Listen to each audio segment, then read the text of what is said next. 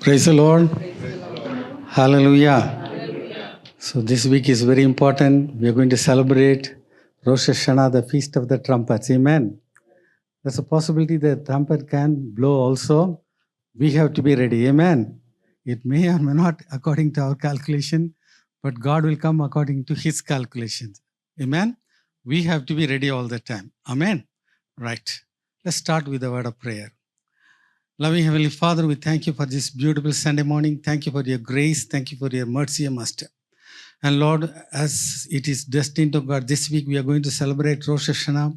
And Lord, yes, the trumpet is going to blow. 100 blows are going to blow, O Master. Something important things are going to happen, O God. Yes, O Lord, in your mighty name, we totally cover ourselves with the precious blood of Jesus Christ. Lord, we pray that, O God, let the grace of God, let the mercy of God totally fall upon every one of us, O Master. And Lord, in your mighty name, we totally cover the church with the precious blood of Jesus Christ. All the oppression plans and works of the devil, we totally destroy everything, O God. Lord, let your name be glorified in this place, O God, from the praise and worship, from the message and the prayers, everything, let it be totally acceptable to you, God. In Jesus' name we pray. Amen. Amen. Praise the Lord, church. We welcome you all this morning. Our God says that He has loved us with an everlasting love. Amen. And that's the entire premise on which we are going to be singing and worshiping God today. We're looking to Psalm 91, verse 4. A lot of us know many of these verses by heart. But every time you read, it takes on new meanings to the circumstances that we go through. I'm sure it's all of our experience. Amen. So let's read it once more. 91 verse 4 says, He will cover you with His feathers. You will take refuge under His wings. His faithfulness will be a protective shield. So much of provision for God's children. You know, as children, we all read fairy tales, and always it ends as they lived happily ever after. We've never seen that in real life, but this is the portion of God's children. There is an ever after, and there is an everlasting love that is set for us. God's word says that our eyes have not seen, our ears have not heard, and we cannot even conceive, our hearts cannot even imagine what God has prepared for His children. That's what God has prepared for us. So today we're going to worship and thank God, because as we heard, Rosh Hashanah is just going to happen in a couple of days. And we don't know what God's plans are, but we pray that all of us are aligned to His will.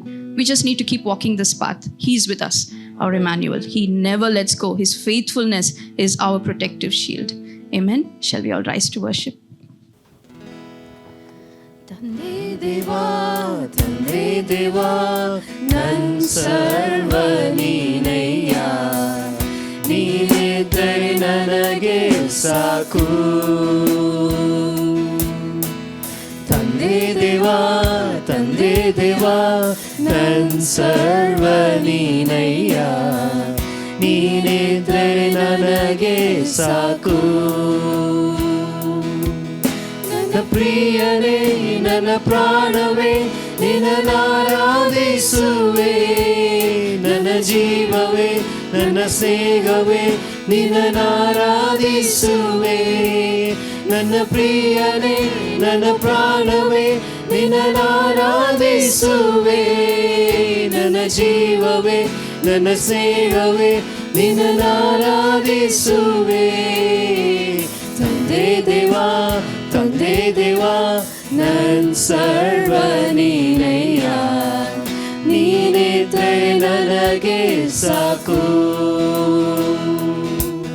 ನಿನ್ನ ಪ್ರೀತಿ ವರ್ಣಿಸಲು ನನ್ನಿಂದ ಆಗದಯ್ಯ, ನಿನ್ನ ಕಾರ್ಯ ವರ್ಣಿಸಲು ಈ ಬದುಕು ಸಾಲದಯ್ಯ. ನಿನ್ನ ಪ್ರೀತಿ ವರ್ಣಿಸಲು ನನ್ನಿಂದ ಆಗದಯ್ಯ, ನಿನ್ನ ಕಾರ್ಯ ವರ್ಣಿಸಲು ಈ ಬದುಕು ಸಾಲದಯ್ಯ. ತಂದೆ ದೇವಾ, ನನ್ನ ಆನಂದವೇ ನಿಮ್ಮಡಿಲಲ್ಲಿ ನನಗೆ ಸುಖವು. ತಂದೆ ದೇವಾ, ನನ್ನ ಆನಂದವೇ ನಿಮ್ಮಡಿಲಲ್ಲಿ ನನಗೆ ಸುಖವು. ತಂದೆ ದೇವಾ ತಂದೆ ದೇವಾ ನನ್ ಸರ್ವ ನೀನಯ್ಯ, ನೀನಿದ್ದರೆ ನನಗೆ ಸಾಕು. ತಂದೆ ದೇವಾ ತಂದೆ ದೇವಾ ನನ್ ಸರ್ವ ನೀನಯ್ಯ, ನೀನಿದ್ದರೆ ನನಗೆ ಸಾಕು. ನನ್ನ ಪ್ರಾಣ ಸ್ನೇಹಿತನೇ, ನಿನ್ನ ಸನ್ನಿಧಿ ಪರಿಮಳವೇ ಸಿಹಿ ಜೇನಿಗಿಂತ ನಿನ್ನ ಪ್ರೀತಿಯಷ್ಟು ಮಧುರ. ನನ್ನ ಪ್ರಾಣ ಸ್ನೇಹಿತನೇ, ನಿನ್ನ ಸನ್ನಿಧಿ ಪರಿಮಳವೇ ಸಿಹಿ ಜೇನಿಗಿಂತ ನಿನ್ನ ಪ್ರೀತಿಯಷ್ಟು ಮಧುರ.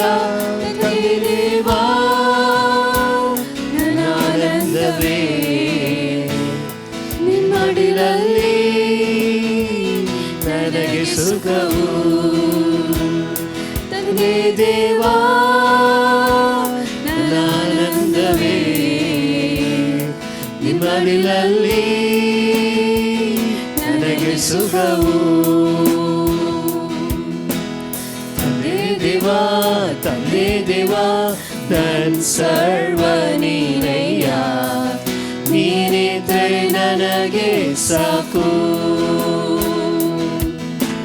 ತಂದೆ ದೇವಾ ತಂದೆ ದೇವಾ ನನ್ ಸರ್ವ ನೀನಯ್ಯ, ನೀನಿದ್ದರೆ ನನಗೆ ಸಾಕು. ನನ್ನ ಪ್ರಾಣ ಸ್ನೇಹಿತನೇ, ನಿನ್ನ ಸನ್ನಿಧಿ ಪರಿಮಳವೇ ಸಿಹಿ ಜೇನಿಗಿಂತ ನಿನ್ನ ಪ್ರೀತಿಯಷ್ಟು ಮಧುರ. ನನ್ನ ಪ್ರಾಣ ಸ್ನೇಹಿತನೇ, ನಿನ್ನ ಸನ್ನಿಧಿ ಪರಿಮಳವೇ ಸಿಹಿ ಜೇನಿಗಿಂತ ನಿನ್ನ ಪ್ರೀತಿಯಷ್ಟು ಮಧುರ. ತಂದೆ ದೇವಾ ನನ್ನ ಆನಂದವೇ, ನಿಮ್ಮಡಿಲಲ್ಲಿ ನನಗೆ ಸುಖವು. ತಂದೆ ದೇವಾ ನನ್ನ ಆನಂದವೇ, ನಿಮ್ಮಡಿಲಲ್ಲಿ ನನಗೆ ಸುಖವು. ತಂದೆ ದೇವಾ ತಂದೆ ದೇವಾ ನನ್ ಸರ್ವ ನೀನಯ್ಯ, ನೀನಿದ್ದರೆ ನನಗೆ ಸಾಕು. ತಂದೆ ದೇವಾ ತಂದೆ ದೇವಾ ನನ್ ಸರ್ವ ನೀನಯ್ಯ, ನೀನಿದ್ದರೆ ನನಗೆ ಸಾಕು. ನನ್ನ ಪ್ರಿಯನೇ ನನ್ನ ಪ್ರಾಣವೇ ನಿನ್ನನ್ನಾರಾಧಿಸುವೆ. ನನ್ನ ಜೀವವೇ ನನ್ನ ಸ್ನೇಹವೇ ನಿನ್ನನ್ನಾರಾಧಿಸುವೆ. ನನ್ನ ಪ್ರಿಯನೇ ನನ್ನ ಪ್ರಾಣವೇ ನಿನ್ನನ್ನಾರಾಧಿಸುವೆ. ನನ್ನ ಜೀವವೇ ನನ್ನ ಸ್ನೇಹವೇ ನಿನ್ನನ್ನಾರಾಧಿಸುವೆ. ತಂದೆ ದೇವಾ ತಂದೆ ದೇವಾ ನನ್ ಸರ್ವ ನೀನಯ್ಯ, ನೀನಿದ್ದರೆ ನನಗೆ ಸಾಕು. ತಂದೆ ದೇವಾ ತಂದೆ ದೇವಾ ನನ್ ಸರ್ವ ನೀನಯ್ಯ, ನೀನಿದ್ದರೆ ನನಗೆ ಸಾಕು. ನೀನಿದ್ದರೆ ನನಗೆ ಸಾಕು. ನೀನಿದ್ದರೆ ನನಗೆ ಸಾಕು.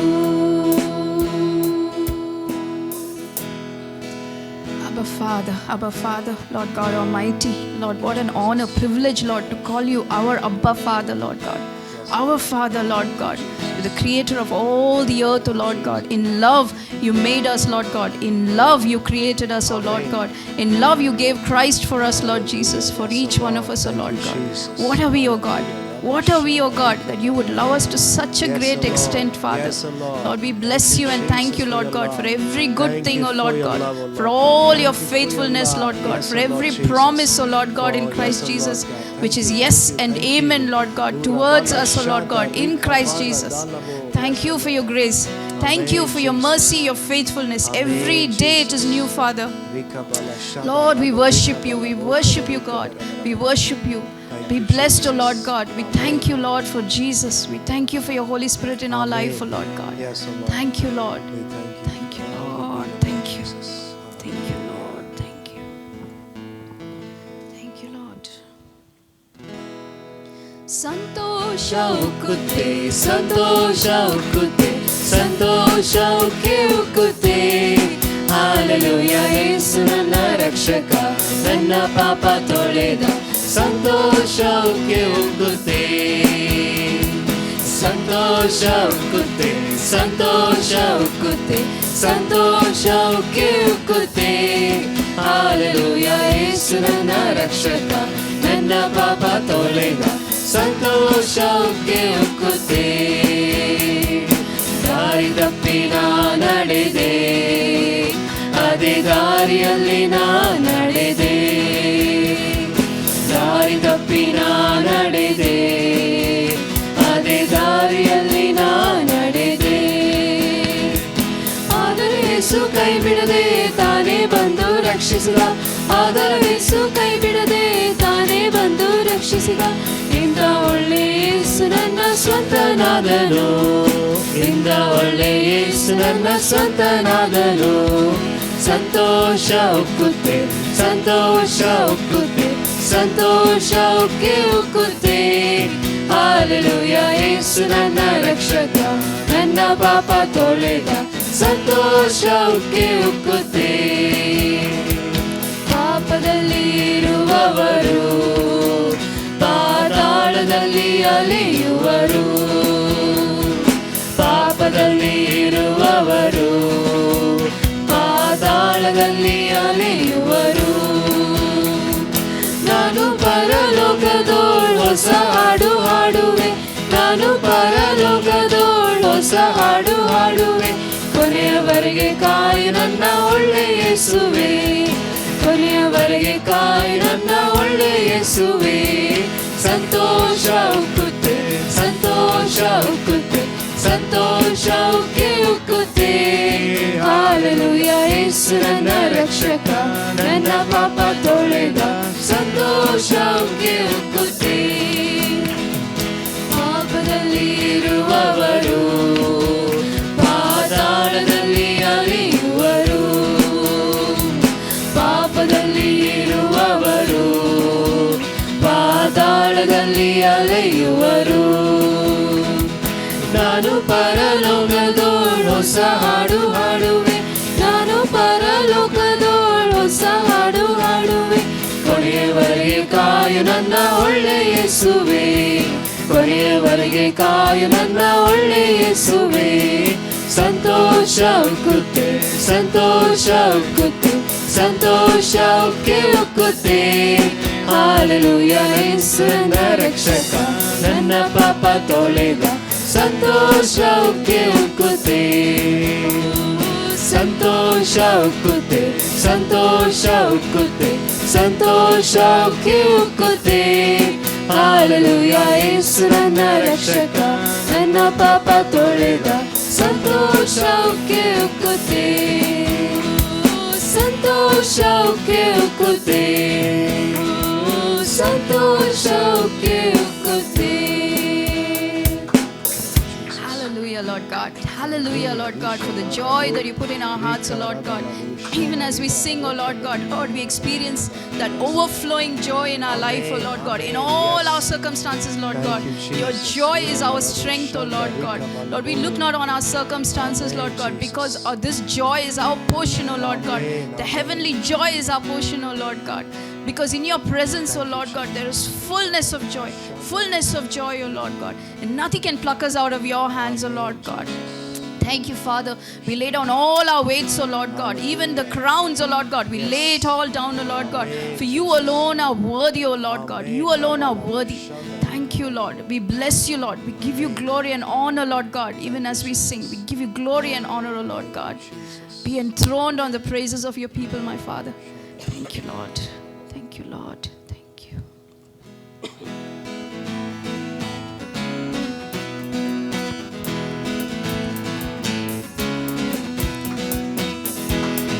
trading my sorrows. I'm trading my shame. I'm laying them down for the joy of the Lord.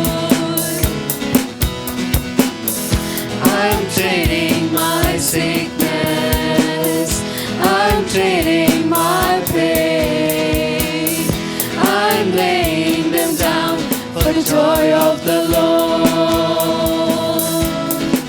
We sing, yes, Lord, yes, Lord, yes, yes, Lord. Yes, Lord, yes, Lord, yes, yes, Lord. Yes, Lord, yes, Lord, yes, yes, Lord. Amen. We sing, yes, Lord, yes, Lord, yes, yes, Lord. Yes, Lord, yes, Lord, yes, yes, Lord. Yes, Lord, yes, Lord, yes, yes, Lord. Amen. I'm pressed but not crushed, persecuted, not abandoned, struck down but not destroyed. I'm blessed beyond the curse, for His promises endure. That His joy is gonna be my strength. Though the sorrows may last for the night, His joy comes in the morning. I'm trading my sorrows. I'm trading my shame. I'm laying them down for the joy of the Lord. I'm trading my sickness. I'm trading my pain. I'm laying them down for the joy of the Lord.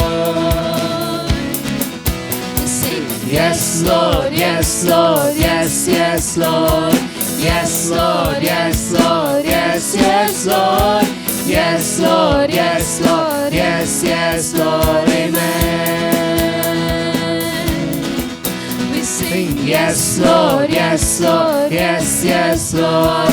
Yes, Lord, yes, Lord, yes, yes, Lord.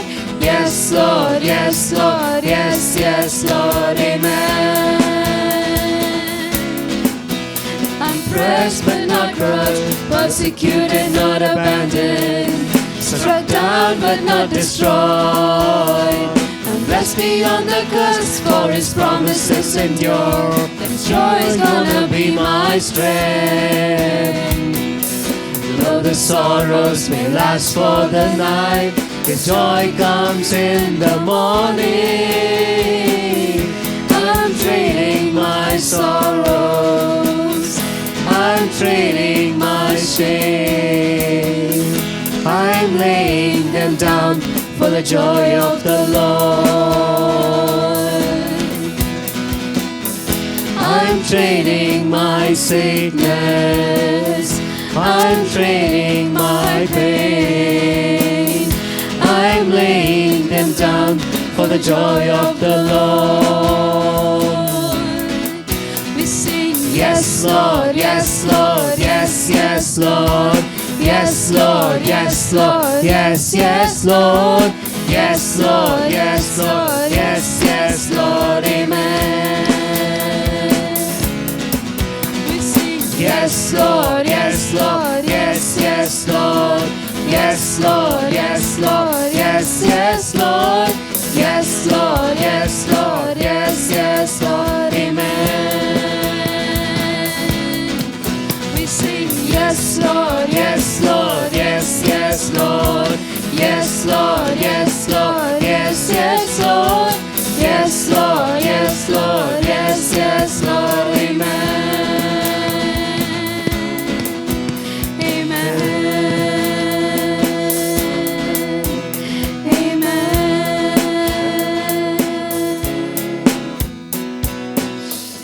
So be it, O Lord God. So be it, O Lord God. Yes, Lord, in your name, Lord Jesus, all of our pains, our sorrows, O Lord God, they are removed, O Lord. Thank you for your ministry, Holy Spirit, God, even as you work on the hearts of every person here, Lord God. You give joy, Lord God, in the place where there is mourning and there is pain and there is sorrows, O Lord God, where there is sickness, O Lord God. You give that garment of joy and peace, O Lord God, the peace that transcends the understanding of people, O Lord God, understanding of this world, O Lord God. Thank you, Lord Jesus. You are the Prince of Peace, O Lord God. And God, you have made a covenant with your people, a covenant of peace. Lord, your word says, O Lord God, I have made a covenant of peace, O Lord God. You remember all your promises to your people, Lord God. We bless you and thank you, Lord God, because we are more, O Lord God, because you are in us, O Lord God. We are more than all things that come against us, O Lord God, because of you, Lord Jesus, within us, O Lord God. Thank you, Lord, for you give us the strength to endure, O Lord God, and be joyful in all circumstances. Thank you for your ministry, Holy Spirit God. Thank you, Holy Spirit God.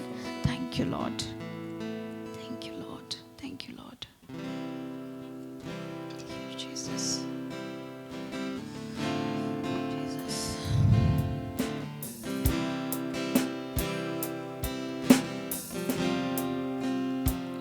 What gift of grace is Jesus my Redeemer? There is no more for heaven now to give. He is my joy, my righteousness and freedom, my steadfast love, my deep and boundless peace. To this I hold, my hope is only Jesus, for my life is only bound to His. Oh, how strange and divine, I can sing, all is mine, yet not I, but through Christ in me. The night is dark, but I am not forsaken, for by my side the Savior He will stay. I labor on in weakness and rejoicing, for in my need His power is displayed. To this I hold, my shepherd will defend me.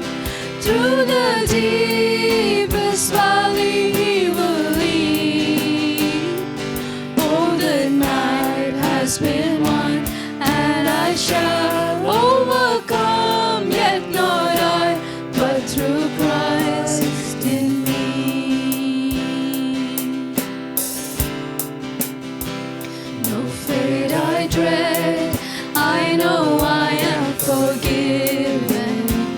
The future sure, the price it has been paid. For Jesus bled and suffered for my pardon, and He was raised to overthrow the grave. To this I hold, my sin has been defeated. Jesus now and ever is my plea. Oh, the chains are released, I can sing, I am free, yet not I, but through Christ in me. No fate I dread, I know I am forgiven. The future sure, the price it has been paid. For Jesus bled and suffered for my pardon, and He was raised to overthrow the grave. To this I hold, my sin has been defeated. Jesus now and ever is my plea. Oh, the chains are released, I can sing, I am free, yet not I, but through Christ in me.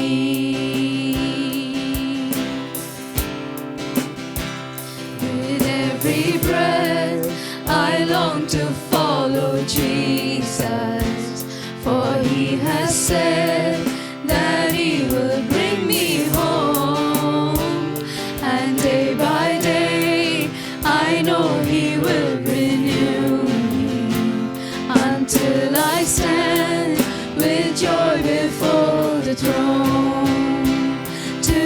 this I hold, my hope is only Jesus. All the glory evermore to Him. When the race is complete, still my lips shall repeat, yet not I, but through Christ in me. When the race is complete, still my lips shall repeat, yet not I, but through Christ in me.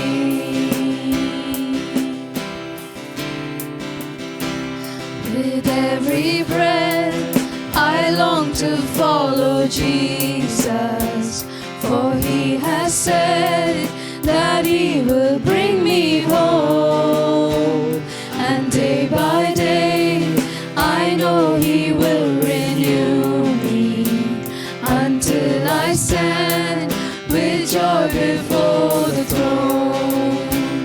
To this I hold, my hope is only Jesus. All the glory evermore to Him. When the race is complete, still my lips shall repeat, yet not I, but through Christ in me. When the race is complete, still my lips shall repeat, yet not I, but through Christ in me. Yet not I, but through Christ in me. Yet not I, but through Christ in me. God, as we stand here today, O Lord God, in front of your throne, O Lord God, Lord, as we have free access to your presence, O Lord God, Lord, we bless you and we thank you. And as we lift up our voices, O Lord God, we pray, God, that what we have offered, it comes from within us, O Lord. With everything that we are, we sing these words, O Lord God. Lord, they're just not empty words, but Lord, full of us, O Lord God. With all that we are, we offer you worship. Lord God, we pray, oh Lord God, even as the days are close when you return, God, we will be like those wise virgins, oh Lord God. Our lamps will be brimming with oil, oh Lord. When you come to see us, oh Lord God, we will be brimming with oil, oh Lord God, and ablaze, Lord Jesus, ablaze for you, Lord Jesus. Whatever our station in life, oh Lord God, may we be ablaze for you, oh Lord God. May we be as salt, may we be as light, where you have placed us, oh Lord God. Lord, when we see you, Lord, our joy will be complete, Lord God. We wait to see you, Lord Jesus. We wait to see you, Lord Jesus. We know that you also yearn for your church, O Lord God. Father, we wait, O Lord God, for that trumpet call. We just wait for that trumpet call, O Lord God. And as we walk this life, O Lord God, help it be with endurance, O Lord God, with our eyes fixed on you, Lord Jesus. Because you are the author and perfecter of our faith, O Lord God. You are the author and perfecter of our faith. Thank you, Lord, for your love for the church. Thank you for your protection. Thank you for you walk with us as our Emmanuel, as our Ebenezer, Lord God. You never let go of our hand, O Lord God. You promise to hold our right hand and you stand with us, O Lord God. You never move, Lord. You never move, Lord. Your faithfulness is so great. So great. We bless you, Lord. We bless you. Give you honor and glory, Lord. Blessed be your name. Thank you, Father. Thank you, Lord Jesus. Thank you, Holy Spirit, God. In Jesus' name we pray. Amen, amen. Praise the Lord. So let us all close our eyes and let us move into the session of meditation. Loving Heavenly Father, thank you for this wonderful day, Lord. Thank you for bringing us back together as a church. We have come before your throne, Lord Jesus. Fill each one of us with our Holy Spirit, Lord. Give us the wisdom. Give us the knowledge to understand the portion which we are going to meditate today, Lord. Be with us, Lord. Guide us, teach us. Show us the way in which we should walk, Lord. We submit each and every petitions into your throne, Lord Jesus. We submit everything into your hands. We give all glory and honor to you, Lord. Be with us, Lord. Teach us in every portion, whatever you have communicated, whenever I'm going to share. Lord, teach me how to teach them, Lord, how to deliver the sermon, Lord. Be with them. Let the sermon bring light in each one's life. In Jesus' name we pray. Amen. So 3 weeks back, we meditated on the first chapter of Jonah. 3 ವಾರದ ಹಿಂದೆ ನಾವು ಯೋನನ ಮೊದಲ ಅಧ್ಯಾಯದ ಕುರಿತಾಗಿ ಧ್ಯಾನಿಸಿದ್ದೆವು. We came to know the significance of Gath-hepher, the town from where he came. ಆತನು ಯಾವ ಸ್ಥಳದಿಂದ ಹೊರಟು ಬಂದಿದ್ದನೋ ಆ ಸ್ಥಳದ ಕುರಿತಾಗಿ ನಾವು ಕೇಳಿದ್ದೆವು. We also meditated that he was going away from the presence of God. ಅವನು ದೇವರ ಸನ್ನಿಧಿಯಿಂದ ಹೊರಟು ಹೋಗಿದ್ದನು ಎಂಬುದರ ಕುರಿತಾಗಿಯೂ ಧ್ಯಾನಿಸಿದ್ದೆವು. And we also saw how the proclamation of God's word brought the people of Tarshish to God. ದೇವರ ವಾಕ್ಯದ ಆ ಘೋಷಣೆ ಯಾವ ರೀತಿಯಾಗಿ ತಾರ್ಷೀಷ್ನ ಜನರನ್ನ ದೇವರ ಬಳಿಗೆ ನಡೆಸಿದು ಎಂಬುದಾಗಿಯೂ ಕೇಳಿದ್ದೆವು. We also saw that the Nineveh was located in the east and Tarshish was located in the west side. Nineveh ಪಟ್ಟಣ ಪೂರ್ವ ಭಾಗದಲ್ಲಿ ಹಾಗೂ ತಾರ್ಷೀಷ್ ಅದು ಪಶ್ಚಿಮ ಭಾಗದಲ್ಲಿ ಇದ್ದವು ಎಂಬುದನ್ನು And we ಕೇಳಿದ್ದೆವು. also found the hidden secret of God's verse telling that as far as the east is from the west, so far as I have taken the sins away from you. ಪೂರ್ವದಿಂದ ಪಶ್ಚಿಮದವರೆಗೆ ಎಷ್ಟು ಅಂತರವೋ ಅಷ್ಟು ದೂರ ನಿಮ್ಮ ಪಾಪಗಳು ತೆಗೆದು ಹಾಕಲ್ಪಟ್ಟಿವೆ ಎಂಬ ವಾಕ್ಯದಲ್ಲಿ ಅಡಕವಾದ ಸಂಗತಿಯನ್ನು ನಾವು ಕೇಳಿದ್ದೆವು. Then we meditated on the repentance of Jonah. ಯೋನನ ಪಶ್ಚಾತ್ತಾಪ ಇದರ ಕುರಿತಾಗಿಯೂ ಧ್ಯಾನಿಸಿದ್ದೆವು. Then we saw he came coming out of the belly of whale. ಅವನು ಯಾವ ರೀತಿಯಾಗಿ ಮೀನಿನ ಹೊಟ್ಟೆಯೊಳಗಿಂದ ಹೊರ ಬಂದನು ಎಂಬುದನ್ನು ಕೇಳಿದೆವು. And he fulfilled the God's plan. ದೇವರ ಯೋಜನೆಯನ್ನು ಆತನು ನೆರವೇರಿಸಿದ್ದನು. And we also meditated that he walked around 40 days approximately from the shores of Nineveh to the city of Nineveh. ಆತನು ನಿನವೆಯ ತೀರದಿಂದ ನಿನವೆಯ ಪಟ್ಟಣದವರೆಗೆ 40 ದಿನ ಪ್ರಯಾಣ ಬೆಳೆಸಿದ್ದನು ಎಂಬುದನ್ನು ಧ್ಯಾನಿಸಿದ್ದೆವು. Today we are going to meditate on the second half of Jonah. ಇಂದು ನಾವು ಯೋನನ ಎರಡನೆಯ ಭಾಗದ ಅಧ್ಯಾಯದ ಅರ್ಧ ಭಾಗವನ್ನ ಧ್ಯಾನಿಸಲಿದ್ದೇವೆ. We are going to see how a person can rise and fall. ಯಾವ ರೀತಿಯಾಗಿ ಒಬ್ಬ ವ್ಯಕ್ತಿ ಮೇಲಕ್ಕೇಳುತ್ತಾನೆ ಹಾಗೂ ಬಿದ್ದು ಬಿಡುತ್ತಾನೆ ಎಂಬುದನ್ನು ಧ್ಯಾನಿಸಲಿದ್ದೇವೆ. And what is the significance of a castor plant in Jonah's book? ಯೋನನ ಪುಸ್ತಕದಲ್ಲಿ ಬರೆದಿರುವಂತಹ ಆ ಔಡಲ ಗಿಡ ಇದರ ಪ್ರಾಧಾನ್ಯತೆ ಏನು ಎಂಬುದನ್ನು ನಾವು ಕೇಳಲಿದ್ದೇವೆ. So we are going to meditate from shade to scorch, Jonah's castor plant. ನೆರಳಿನಿಂದ ಸುಡುವವರೆಗೆ ಯೋನನ ಔಡಲ ಗಿಡ. Let me take you to the second chapter, Jonah second chapter. ಯೋನ ಎರಡನೇ ಅಧ್ಯಾಯ verse 8. ವಚನ 8. Here Jonah was thrown into the sea and God appointed a whale to swallow Jonah. ಯೋನನನ್ನು ಸಮುದ್ರಕ್ಕೆ ಎಸೆಯಲಾಗಿತ್ತು ಹಾಗೂ ದೇವರು ಮೀನನ್ನು ಯೋನನನ್ನು ನುಂಗುವುದಕ್ಕೋಸ್ಕರವಾಗಿ ಸಿದ್ಧಪಡಿಸಿದ್ದನು. So when did the God appointed the whale to swallow Jonah? Can anyone tell? ಯಾವಾಗ ದೇವರು ಯೋನನನ್ನು ನುಂಗುವುದಕ್ಕೋಸ್ಕರವಾಗಿ ಆ ಮೀನನ್ನು ನೇಮಿಸಿದ್ದನು?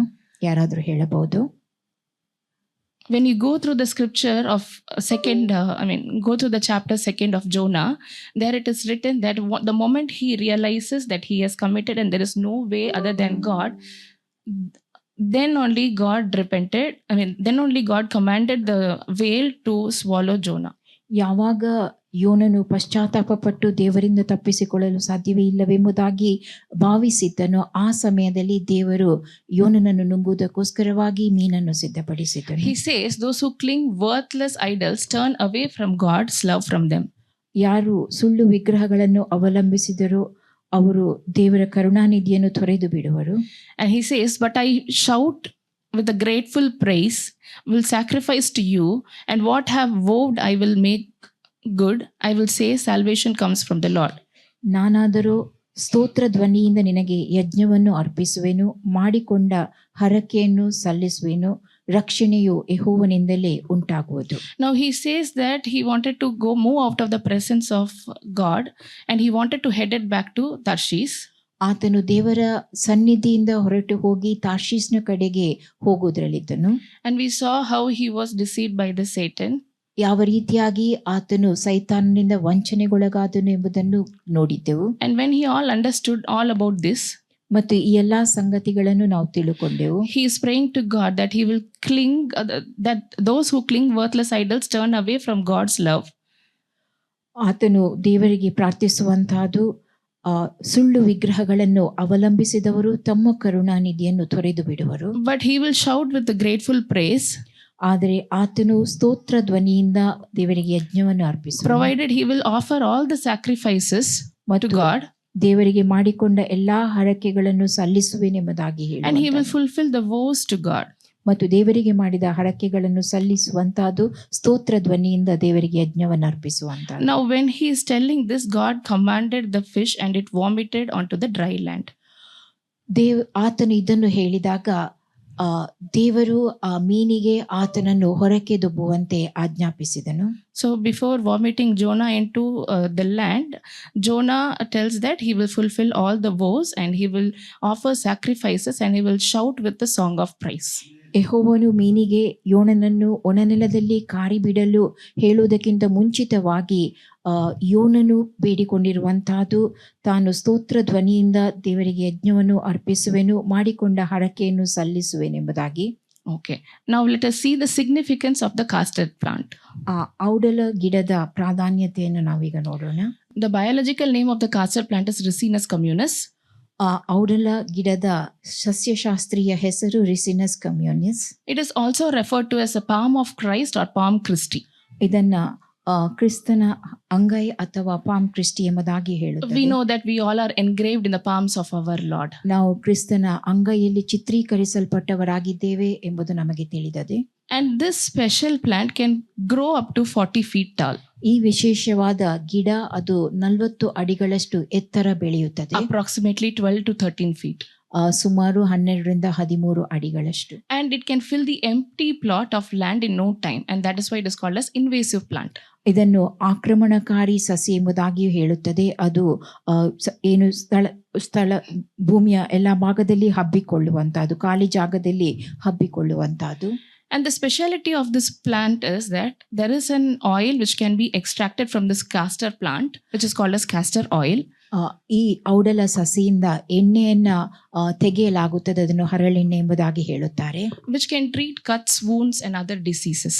ಅದನ್ನು ಕಡಿತ, ಗಾಯ ಹಾಗೂ ಇತರ ಕಾಯಿಲೆಗಳಿಗೋಸ್ಕರವಾಗಿ ಅವುಗಳ ಚಿಕಿತ್ಸೆಗೋಸ್ಕರವಾಗಿ ಬಳಸಲಾಗುತ್ತದೆ. And this plant has a seed which is called, which is in the form of a thorn, which has some thorns in it. ಇದರ ಬೀಜದಲ್ಲಿ ಮುಳ್ಳುಗಳಿರುತ್ತವೆ. And that seed is very poisonous, which has a poison called ricin in it. ಅದರಲ್ಲಿ ವಿಷಕಾರಿಯಾದ ವಿಷವಿರುತ್ತದೆ, ಅದನ್ನು ricin ಎಂಬುದಾಗಿ ಹೇಳುತ್ತಾರೆ. And it cannot withstand water locked ಅದು conditions. ಹೆಚ್ಚು ತೊಯ್ದ ನೀರಿರುವ ಸ್ಥಳಗಳಲ್ಲಿ ಉಳಿಯಲು ಸಾಧ್ಯವಾಗುವುದಿಲ್ಲ. So this was a plant where he was sitting in the east side of the Nineveh, was waiting for the city to get destructed. ಯೋನನು Nineveh ಪಟ್ಟಣದ ಪೂರ್ವ ಭಾಗದಲ್ಲಿ ಕುಳಿತು ನಿನವೆ ಪಟ್ಟಣ ನಾಶವಾಗಬೇಕೆಂಬುದಾಗಿ ಎದುರು ನೋಡುತ್ತಾ ಕುಳಿತಿದ್ದನು. God appointed this castor plant to grow.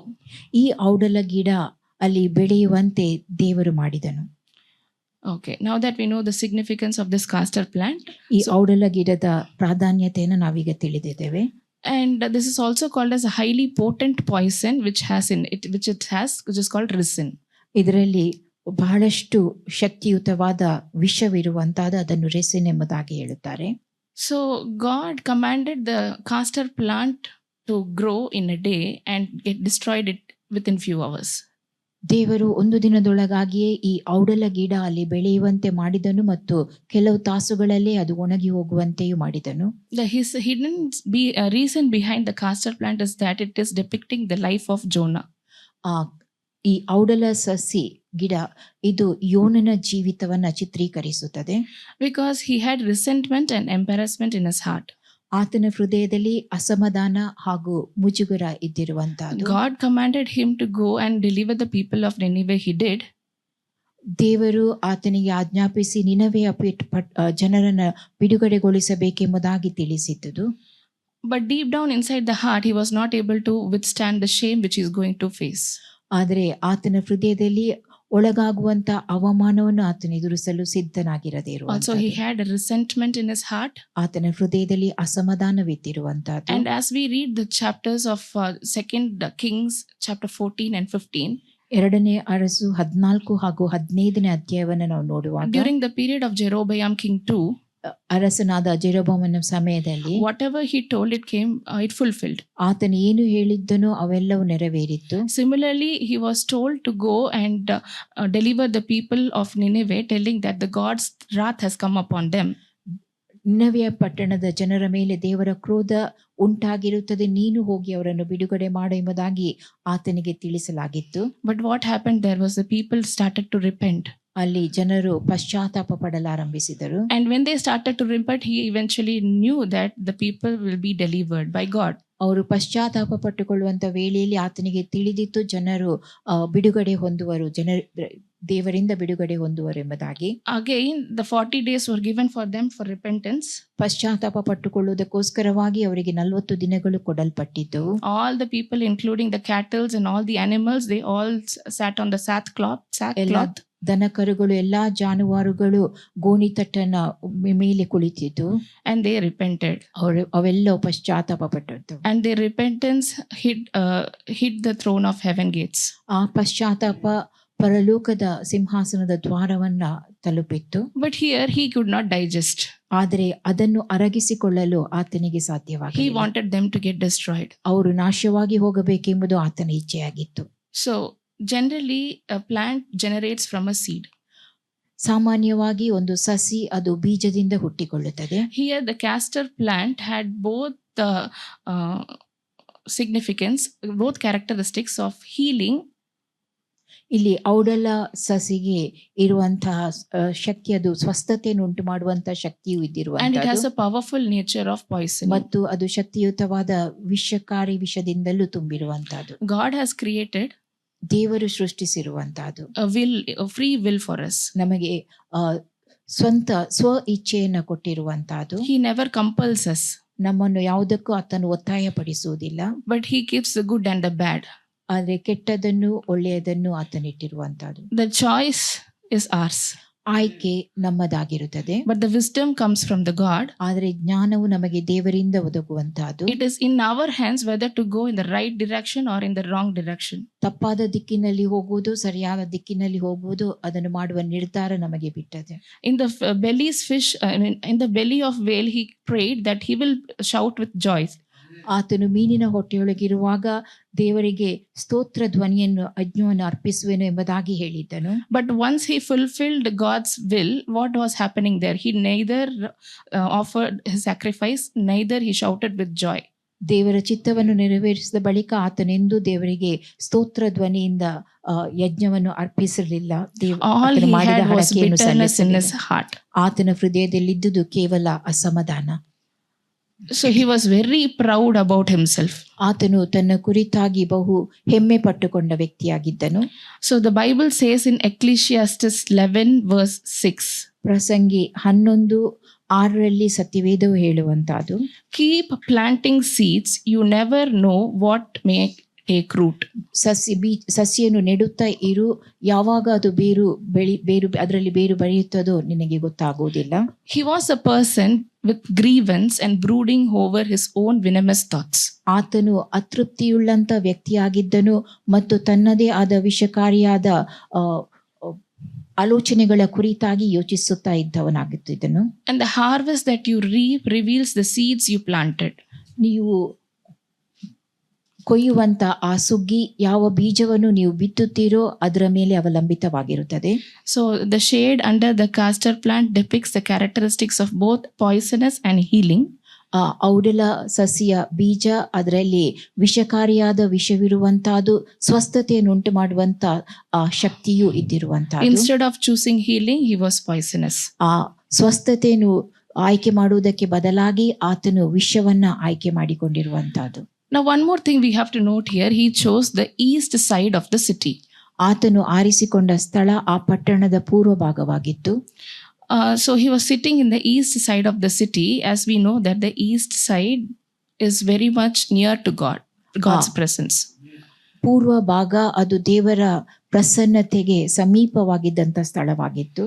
So as far as the east is from the west, so far has he taken the transgressions away from us. ಪೂರ್ವದಿಂದ ಪಶ್ಚಿಮಕ್ಕೆ ಎಷ್ಟು ಅಂತರವೋ ಆತನು ನಮ್ಮ ದ್ರೋಹಗಳನ್ನು, ನಮ್ಮ ಪಾಪಗಳನ್ನು ಅಷ್ಟು ದೂರಕ್ಕೆ ಎಸೆದಿದ್ದಾನೆ. He is sitting close to God, under the presence of God. ಆತನು ದೇವರ ಬಳಿಯಲ್ಲಿ ದೇವರ ಪ್ರಸನ್ನತೆಯಲ್ಲಿ ಕುಳಿತುಕೊಂಡಂತ ವ್ಯಕ್ತಿಯಾಗಿದ್ದನು. All he has is bitterness filled heart. ಆದರೆ ಆತನ ಹೃದಯದಲ್ಲಿ ಇರುವಂತಹ ಅದೆಲ್ಲವೂ ಅಸಮಾಧಾನವಾಗಿತ್ತು. And he tells that, please take away my life from me. ಆತನು ಹೇಳುವಂತಹದ್ದು ನನ್ನ ಪ್ರಾಣವನ್ನು ತೆಗೆ ಎಂಬುದಾಗಿ. Instead of shouting with joy and praise, he is telling to take away my life. ಆತನು ಸ್ತೋತ್ರ ಧ್ವನಿಯಿಂದ ಯಜ್ಞವನ್ನು ಅರ್ಪಿಸುವುದಕ್ಕೆ ಬದಲಾಗಿ ನನ್ನ ಪ್ರಾಣವನ್ನು ತೆಗೆ ಎಂಬುದಾಗಿ ಹೇಳುತ್ತಿರುವುದು. We can notice this right from the beginning. He had that kind of depression in his heart. ಆರಂಭದಿಂದಲೇ ಆತನ ಹೃದಯದಲ್ಲಿ ಇಂಥ ಒಂದು ಖಿನ್ನತೆ ಇದ್ದಿರುವಂತಹದನ್ನು ನಾವು ಗಮನಿಸಬಹುದು.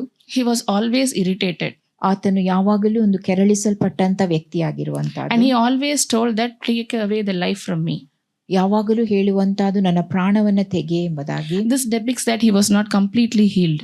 ಆತನು ಸಂಪೂರ್ಣವಾಗಿ ವಾಸಿಯಾಗಿರ್ಲಿಲ್ಲ ಎಂಬಂತ ಚಿತ್ರಣವನ್ನ ಇದು ಕೊಡುತ್ತದೆ. And he never fulfilled the God's will with complete heart. ಆತನು ಪೂರ್ಣ ಹೃದಯದಿಂದ ದೇವರ ಚಿತ್ತವನ್ನು ಎಂದೂ ನೆರವೇರಿಸಿರಲಿಲ್ಲ. And he sat on the east side of the city, made him a shelter, sat under it in the shade. ಆತನು ಪಟ್ಟಣದ ಪೂರ್ವ ಭಾಗದಲ್ಲಿ ಒಂದು ಗುಡಿಸಲನ್ನ ಮಾಡಿಕೊಂಡು ಅದರ ನೆರಳಿನಲ್ಲಿ ಕುಳಿತುಕೊಂಡಿದ್ದನು. Until he might see what would become of the city. ಆ ಪಟ್ಟಣಕ್ಕೆ ಏನು ಸಂಭವಿಸಬಹುದು ಎಂಬುದನ್ನು ಎದುರು ನೋಡುತ್ತಾ ಕುಳಿತಿದ್ದನು. Now, even though he was sitting under the scorching sunlight, ಆತನು ಸುಡು ಬಿಸಿಲಿನಲ್ಲಿ ಕುಳಿತಿದ್ದಾಗ್ಯೂ God appointed the castor plant to grow for him. ದೇವರು ಒಂದು ಔಡಲ ಸಸಿ ಅಲ್ಲಿ ಬೆಳೆಯುವಂತೆ ಮಾಡಿದನು. And under the shade he was sitting. ಮತ್ತು ಅದರ ನೆರಳಿನಲ್ಲಿ ಆತನು ಕುಳಿತಿದ್ದನು. And the destruction of the city.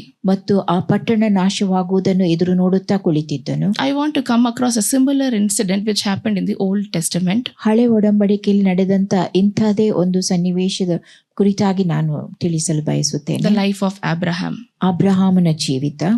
So when we see Abraham, ಅಬ್ರಹಾಮನ ಕುರಿತಾಗಿ ನಾವು ನೋಡುವಾಗ he was sitting under the oaks of Mamre. ಆತನು ಮೆಮ್ರೆ ತೋಪಿನ ಬಳಿಯಲ್ಲಿ ಕುಳಿತಿದ್ದನು. So and the Lord appeared to him by the oaks of Mamre. ದೇವರು ಆತನಿಗೆ ಆ ಮೆಮ್ರೆ ತೋಪಿನ ಮರದಲ್ಲಿ ಕಾಣಿಸಿಕೊಂಡನು. As he sat at the door of his tent, ಆತನು ತನ್ನ ಶಿಬಿರದ ದ್ವಾರದಲ್ಲಿ in ಕುಳಿತಿದ್ದನು. the heat of the day. ಮತ್ತು ಅದು ಸುಡು ಬಿಸಿಲಿನ ಸಮಯವಾಗಿತ್ತು. We can see here two differences.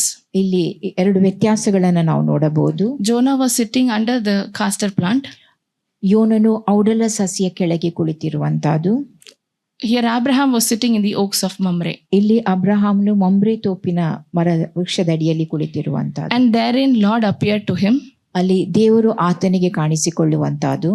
And after the Lord appeared to him, he started serving him. ದೇವರು ಆತನಿಗೆ ಕಾಣಿಸಿಕೊಂಡ ಬಳಿಕ ಆತನು ಅಲ್ಲಿ ದೇವರನ್ನು ಸೇವಿಸಲಾರಂಭಿಸುತ್ತಾನೆ. He gave all the offerings and vows, whatever he did. ಆತನು ಎಲ್ಲಾ ಯಜ್ಞಗಳನ್ನ ಸಮರ್ಪಿಸುತ್ತಾನೆ. He prepared the delicious meal.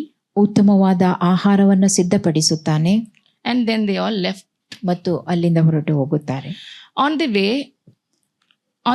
ದಾರಿಯಲ್ಲಿ they came to see the city of Sodom and Gomorrah. ಅವರು ಸೋದೋಮ್ ಗೋಮೊರ ಪಟ್ಟಣವನ್ನು ನೋಡಲು ಹೋಗುತ್ತಾರೆ. Which was also a sinful city. ಅದು ಒಂದು ಪಾಪದಿಂದ ತುಂಬಿದ ಪಟ್ಟಣವಾಗಿತ್ತು. But Lot's family was residing in that city. ಆದರೆ ಲೋಟನ ಕುಟುಂಬ ಆ ಪಟ್ಟಣದಲ್ಲಿ ವಾಸಿಸುತ್ತಿತ್ತು. Then Abraham starts to plead God. ಅಬ್ರಹಾಮನು ದೇವರಿಗೆ ಮೊರೆ ಇಡುತ್ತಾನೆ. Even if there are 50 righteous people, ಅಲ್ಲಿ ಒಂದು ವೇಳೆ 50 ಜನರು ನೀತಿವಂತರಾಗಿದ್ದರೆ, will you destroy the city? ನೀನು ಆ ಪಟ್ಟಣವನ್ನು ನಾಶಗೊಳಿಸುತ್ತೀಯೋ? You can see here, ಇಲ್ಲಿ ನೀವು ನೋಡಬಹುದಾದ ಸಂಗತಿ, Abraham's nature, ಅಬ್ರಹಾಮನ ಸ್ವಭಾವ is in contrast with the nature of Jonah. ಯೋನನ ಸ್ವಭಾವಕ್ಕಿಂತ ಭಿನ್ನವಾದದ್ದು, ವಿರುದ್ಧವಾದದ್ದಾಗಿತ್ತು. Two same incidents. ಎರಡು ಒಂದೇ ರೀತಿಯ ಸನ್ನಿವೇಶಗಳು. Those cities were sinful cities. ಆ ಎರಡು ಪಟ್ಟಣಗಳು ಪಾಪದಿಂದ ತುಂಬಿದ ಪಟ್ಟಣವಾಗಿರುವಂತದ್ದು. One is getting irritated, want the city to get destructed. ಒಬ್ಬನಿಗೆ ಕಿರಿಕಿರಿ ಉಂಟಾಗಿರುವಂತಹದ್ದು ಆ ಪಟ್ಟಣ ನಾಶವಾಗಿ ಹೋಗಬೇಕೆಂಬುದಾಗಿ ಎದುರು ನೋಡುತ್ತಿದ್ದುದು. And the other is pleading for the city's deliverance. ಆದರೆ ಮತ್ತೊಬ್ಬನು ಆ ಪಟ್ಟಣದ ಬಿಡುಗಡೆಗೋಸ್ಕರವಾಗಿ ದೇವರಿಗೆ ಮೊರೆ ಇಡುವಂತಹದ್ದು. Let us see the significance of an oak tree. ಇಲ್ಲಿ ಓಕ್ ಮರದ ಪ್ರಾಧಾನ್ಯತೆಯನ್ನು ನಾವು ನೋಡುವ. So these are the trees which are long living trees, can live up to 1000 years. ಈ ಮರಗಳು ದೀರ್ಘಕಾಲ ಬಾಳುವಂತಹದ್ದು, 1000 ವರ್ಷಗಳವರೆಗೆ ಅದಕ್ಕೆ ಆಯುಷ್ಯವಿರುವಂತಹದ್ದು, and it is a symbol of strength and endurance. ಮತ್ತು ಅದು ಬಲ ಮತ್ತು ಸಹಿಷ್ಣುತೆಯ ಸಂಕೇತವಾಗಿರುತ್ತದೆ. It is specially used for storing wines. ಅದು ದ್ರಾಕ್ಷಾರಸವನ್ನು ತುಂಬಿಸಿಡುವುದಕ್ಕಾಗಿ ಉಪಯೋಗಿಸಲಾಗುತ್ತದೆ, which adds different range of flavors and adds a bit taste to the wine. ಆ ದ್ರಾಕ್ಷಾರಸಕ್ಕೆ ಅದು ವಿಭಿನ್ನವಾದ ಬಹಳಷ್ಟು ಸುವಾಸನೆಯನ್ನು, ರುಚಿಯನ್ನು ಕೊಡುತ್ತದೆ. In Isaiah chapter 61 verse 3, Yeshaya 61 ವಚನ 3, it refers that oak of righteousness, refers people as oaks of righteousness. ನೀತಿವಂತ ವೃಕ್ಷ ಎಂಬುದಾಗಿ ಅದು ತಿಳಿಸುತ್ತದೆ. So who have had their hearts mended by Jesus. ಯೇಸುವಿನ ಮೂಲಕವಾಗಿ ಸರಿಪಡಿಸಲಾದ ಹೃದಯ. Oak tree is called the tree of righteousness, ನೀತಿಯ ವೃಕ್ಷ ಎಂಬುದಾಗಿ ಓಕ್ ಮರವು ಕರೆಯಲ್ಪಡುತ್ತದೆ, wherein the hearts are mended by Jesus. ಅಲ್ಲಿ ಯೇಸು ಕ್ರಿಸ್ತನ ಮೂಲಕವಾಗಿ ಹೃದಯಗಳು ಸರಿಪಡಿಸಲಾಗಿರುವ, where he is residing now, he is in the oaks of Mamre. ಆತನು ಮಮ್ರೆ ತೋಪಿನ ವೃಕ್ಷದ ಕೆಳಗಿರುವಂತ. And God called Abraham a righteous person, ದೇವರು ಅಬ್ರಹಾಮನನ್ನು ನೀತಿವಂತನೆಂಬುದಾಗಿ ಕರೆದಿರುವಂತ, and never hid any secrets from him. ಮತ್ತು ಯಾವ ರಹಸ್ಯಗಳನ್ನು ಆತನಿಂದ ದೇವರು ಮರೆ ಮಾಡಿರಲಿಲ್ಲ. This is the view of an oak tree. ಇದು oak ಮರವಾಗಿರುವಂತಹದ್ದು. So we can see there are 3 people who are halting under the tree of oak. Oak ಮರದ ಕೆಳಗೆ 3 ಜನರು ನಿಂತುಕೊಂಡಿರುವಂತಹದ್ದು ಇದ್ದಿರುವಂತಹದನ್ನು ನಾವು ನೋಡಬಹುದು. Now we can see the 2 contrasts here. You can see here. 2 ಭಿನ್ನವಾದ ರೀತಿಗಳನ್ನು ನಾವು ನೋಡಬಹುದು. Now Jonah says that kill him in anger out of frustration and shame. ಯೋನನು ಅವಮಾನ ಹಾಗೂ ಸಿಟ್ಟಿನಿಂದ ಅವರನ್ನು ಕೊಲ್ಲು ಎಂಬುದಾಗಿ ಹೇಳುವಂತಹದ್ದು. But Abraham pleaded to God for saving the righteous people. ನೀತಿವಂತರನ್ನು ರಕ್ಷಿಸುವುದಕ್ಕೋಸ್ಕರವಾಗಿ ಅಬ್ರಹಾಮನು ದೇವರಿಗೆ ಮೊರೆ ಇಟ್ಟಿರುವಂತಹದ್ದು. Even though he went and told to the Nineveh people that God's wrath has come upon you. ದೇವರ ಕ್ರೋಧ ನಿಮ್ಮ ಮೇಲೆ ಬಂದದೆ ಎಂಬುದಾಗಿ ಆತನು ಹೋಗಿ ನಿನವೆಯ ಜನರಿಗೆ ತಿಳಿಸಿದ್ದಾಗ್ಯೂ, down in his subconscious mind he is waiting, why not God may listen to me. ಆತನು ಯಾಕೆ ದೇವರು ನನಗೆ ಕಿವಿಗೊಡಬಾರದು ಎಂಬುದಾಗಿ ಮನದಲ್ಲಿ ಅಂದುಕೊಳ್ಳುತ್ತಿರುವಂತ. What if I tell like this, God can destroy the Nineveh. ನಾನು ಆ ರೀತಿಯಾಗಿ ಹೇಳಿದಲ್ಲಿ ದೇವರು ನಿನವೆಯನ್ನು ನಾಶಗೊಳಿಸುತ್ತಾನೋ ಎಂಬಂತ. Many a times we human give ideas to God. ಅನೇಕ ಬಾರಿ ಮಾನವರಾದ ನಾವು ದೇವರಿಗೆ ಆಲೋಚನೆಗಳನ್ನು ಕೊಡುತ್ತೇವೆ. God may have a different plan. ದೇವರಿಗೆ ಒಂದು ಭಿನ್ನವಾದ ಯೋಜನೆ ಇದ್ದಿರಬಹುದು. We will have a different plan and we will start convincing God, this is the best plan, why don't you give this to us. ನಮ್ಮ ಆಲೋಚನೆಗಳು ಅದಕ್ಕಿಂತ ಭಿನ್ನವಾಗಿದ್ದು ಇದುವೇ ಉತ್ತಮವಾದ ಆಲೋಚನೆ ಎಂಬುದಾಗಿ ನಾವು ದೇವರಿಗೆ ಹೇಳಬಹುದು. And if that doesn't happen, ಮತ್ತು ಅದು ನೆರವೇರದೆ ಹೋದಲ್ಲಿ we end up in frustration, depression, all those things. ನಾವು ಹತಾಶರಾಗುತ್ತೇವೆ, ಖಿನ್ನತೆಗೊಳಗಾಗುತ್ತೇವೆ. But God will be still. ಆದರೆ ದೇವರು ಹೇಳುವಂತದ್ದು ಸುಮ್ಮಗಿರು, ಶಾಂತವಾಗಿರು ಎಂಬುದಾಗಿ. Even if a righteous falls for 7 times, he will have the power to stand up again. ನೀತಿವಂತನು 7 ಸಾರಿ ಬಿದ್ದರೂ ಮತ್ತೆ ಎದ್ದೇಳುವನು. With the help, with the mercy of Jesus. ದೇವರ ಯೇಸು ಕ್ರಿಸ್ತನ ಕರುಣೆಯ ನಿಮಿತ್ತವಾಗಿ. We can also see a similar incident in Abraham's life as well. ಅಬ್ರಹಾಮನ ಜೀವಿತದಲ್ಲಿಯೂ ಇಂಥದೇ ಒಂದು ಘಟನೆ ನಡೆದಿರುವಂತಹದನ್ನು ನಾವು ನೋಡುತ್ತೇವೆ. In Genesis chapter 15, ಆದಿಕಾಂಡ 15ನೇ ಅಧ್ಯಾಯ verse 6, God says, 6ನೇ ವಚನದಲ್ಲಿ ದೇವರು ಹೇಳುವಂತಹದ್ದು, he believed in the Lord and he counted it to him for righteousness. ಅಬ್ರಹಾಮನು ಯೆಹೋವನನ್ನು ನಂಬಿದನು, ಯೆಹೋವನು ಅವನ ನಂಬಿಕೆಯನ್ನು ಅವನ ಲೆಕ್ಕಕ್ಕೆ ನೀತಿ ಎಂದು ಎಣಿಸಿದನು. And both Jonah and Abraham went to trials. ಅಬ್ರಹಾಮನು ಯೋನನು ಇಬ್ಬರು ಪರೀಕ್ಷೆಗಳ ಮೂಲಕವಾಗಿ ಹಾದು ಹೋಗಿದ್ದರು. And God promised Abraham that he will give his son. ದೇವರು ಅಬ್ರಹಾಮನಿಗೆ ವಾಗ್ದಾನ ಮಾಡಿದ್ದು ಆತನಿಗೆ ಒಬ್ಬ ಮಗನನ್ನು ಕೊಡುತ್ತೇನೆ ಎಂಬುದಾಗಿ. But that didn't happen for so long. ಆದರೆ ಅದು ಬಹಳಷ್ಟು ಸಮಯದವರೆಗೆ ನಡೆದಿರಲಿಲ್ಲ. But when he was 86 years old, he is asking to God. ಆತನು 86 ವರ್ಷ ಪ್ರಾಯದವನಾಗಿದ್ದ ವೇಳೆಯಲ್ಲಿ ದೇವರನ್ನ ಪ್ರಶ್ನಿಸುತ್ತಾನೆ. God, I am waiting for so long. ನಾನು ಬಹಳಷ್ಟು ದಿನದವರೆಗೆ ಕಾಯುತ್ತಾ ಇದ್ದೇನೆ. I am already old. ನಾನು ಈಗಾಗಲೇ ಮುದುಕನಾಗಿದ್ದೇನೆ. My wife's womb is also dead. ನನ್ನ ಪತ್ನಿಯ ಗರ್ಭವು ಕೂಡ ಮುದಿಯಾಗಿದೆ, ಸತ್ತು There ಹೋಗಿದೆ. is no way that she can get conceived. ಆಕೆ ಗರ್ಭ ಧರಿಸಲು ಸಾಧ್ಯವೇ ಇಲ್ಲ. But God promises ಆದರೆ ದೇವರು ಕೊಟ್ಟಂತ ವಾಗ್ದಾನ, that no, I will bless you with a child, ನಾನು ಮಗನನ್ನು ನಿನಗೆ ಕೊಟ್ಟು ನಿನ್ನನ್ನು ಆಶೀರ್ವದಿಸುತ್ತೇನೆ. and that child will be born out of the womb of Sarah, ಅದು ಸಾರಳ ಗರ್ಭದಲ್ಲಿಯೇ ಹುಟ್ಟುವಂತ ಮಗು, and it will be called Isaac. ಮತ್ತು ಆ ಮಗುವಿನ ಹೆಸರು ಈಸಾಕನು. He kept that in mind. ಆತನು ಈ ವಿಷಯವನ್ನು ತನ್ನ ಮನದಲ್ಲಿಟ್ಟುಕೊಂಡಿದ್ದನು. He waited. ಆತನು ಕಾಯುತ್ತಾ ಕುಳಿತಿದ್ದನು. Again, he is giving an idea to God. Why not I get a son? ಮತ್ತೊಂದು ಆಲೋಚನೆಯನ್ನು ಆತನು ದೇವರಿಗೆ ಕೊಡುತ್ತಾನೆ, ಯಾಕೆ ನಾನು ಮಗನನ್ನು ಪಡೆಯಬಾರದು? Who was his servant? Eliezer. Yes, thank you. Yes, Eliezer. ಎಲಿಯೇಜರ್ನ. So he is telling, why can't he be my son? ಎಲಿಯೇಜರ್ನ ಯಾಕೆ ನನ್ನ ಮಗನಾಗಬಾರದು? But then God denies and tells, ಆದರೆ ದೇವರು ಅದನ್ನ ನಿರಾಕರಿಸುತ್ತಾನೆ ಮತ್ತು ಹೀಗೆ you ಹೇಳುತ್ತಾನೆ, will get a son, ನಿನಗೆ ಮಗನು ದೊರಕುತ್ತಾನೆ and he will be born out of ಮತ್ತು Sarah. ಆತನು ಸಾರಳಿಂದಲೇ ಹುಟ್ಟುವಂತ ಮಗನು. So similarly, Jonah is also thinking that God may somehow destroy the city. ಅದೇ ರೀತಿಯಾಗಿ ಯೋನನು ಕೂಡ ಆಲೋಚಿಸುವಂತಹದ್ದು, ದೇವರು ಯಾವುದೇ ರೀತಿಯಲ್ಲಿ ಆ ಪಟ್ಟಣವನ್ನು ನಾಶಗೊಳಿಸಬೇಕು ಎಂಬುದಾಗಿ. But there, Abraham was selfless. Here, Jonah was selfish. ಅಲ್ಲಿ ಅಬ್ರಹಾಮನು ನಿಸ್ವಾರ್ಥನಾಗಿರುವಂತಹದ್ದು, ಇಲ್ಲಿ ಯೋನನು ಸ್ವಾರ್ಥಿಯಾಗಿರುವಂತಹದ್ದು. So in Genesis 15, chapter 15, verse 11, ಆದಿಕಾಂಡ 15:11, when God told this, that I will bless you with a child, ನಾನು ಒಬ್ಬ ಮಗನನ್ನು ನಿನಗೆ ಕೊಟ್ಟು ಆಶೀರ್ವದಿಸುವೆನು ಎಂಬುದಾಗಿ ದೇವರು ಆತನಿಗೆ ಹೇಳಿದಾಗ, he took it into his heart, ಆತನು ಅದನ್ನು ತನ್ನ ಹೃದಯದೊಳಕ್ಕೆ ತೆಗೆದುಕೊಂಡನು and he fell asleep. ಮತ್ತು ಆತನು ನಿದ್ರಿಸಿದನು. So we can see there the vultures came down on the carcasses, ಅಲ್ಲಿ ಶವದ ಮೇಲೆ ಹದ್ದುಗಳು ಎರಗಿ ಬಂದಿರುವಂತಹದ್ದು, and Abraham drove them away. ಮತ್ತು ಅಬ್ರಹಾಮನು ಅವುಗಳನ್ನು ಓಡಿಸಿರುವಂತಹದ್ದು. So we have to be very careful, and we have to beware of the vultures. ನಾವು ಹದ್ದುಗಳ ಕುರಿತಾಗಿ ಎಚ್ಚರವುಳ್ಳವರಾಗಿರಬೇಕು. Now when God told this, ದೇವರು ಆತನಿಗೆ ಈ ವಿಷಯವನ್ನ ತಿಳಿಸಿದಾಗ, the moment he went to sleep, ಆತನು ಆ ಕ್ಷಣದಲ್ಲಿಯೇ ನಿದ್ರಿಸಲು ಹೋಗಿರುವಂತಹದ್ದು, he happened to see the vultures coming down on the carcass, ಶವಗಳ ಮೇಲೆ ಹದ್ದುಗಳು ಎರಗಿ ಬರುವಂತಹದನ್ನು ಆತನು and he ನೋಡುತ್ತಾನೆ drove them away. ಮತ್ತು ಆತನು ಅವುಗಳನ್ನು ಓಡಿಸಿ ಬಿಡುತ್ತಾನೆ.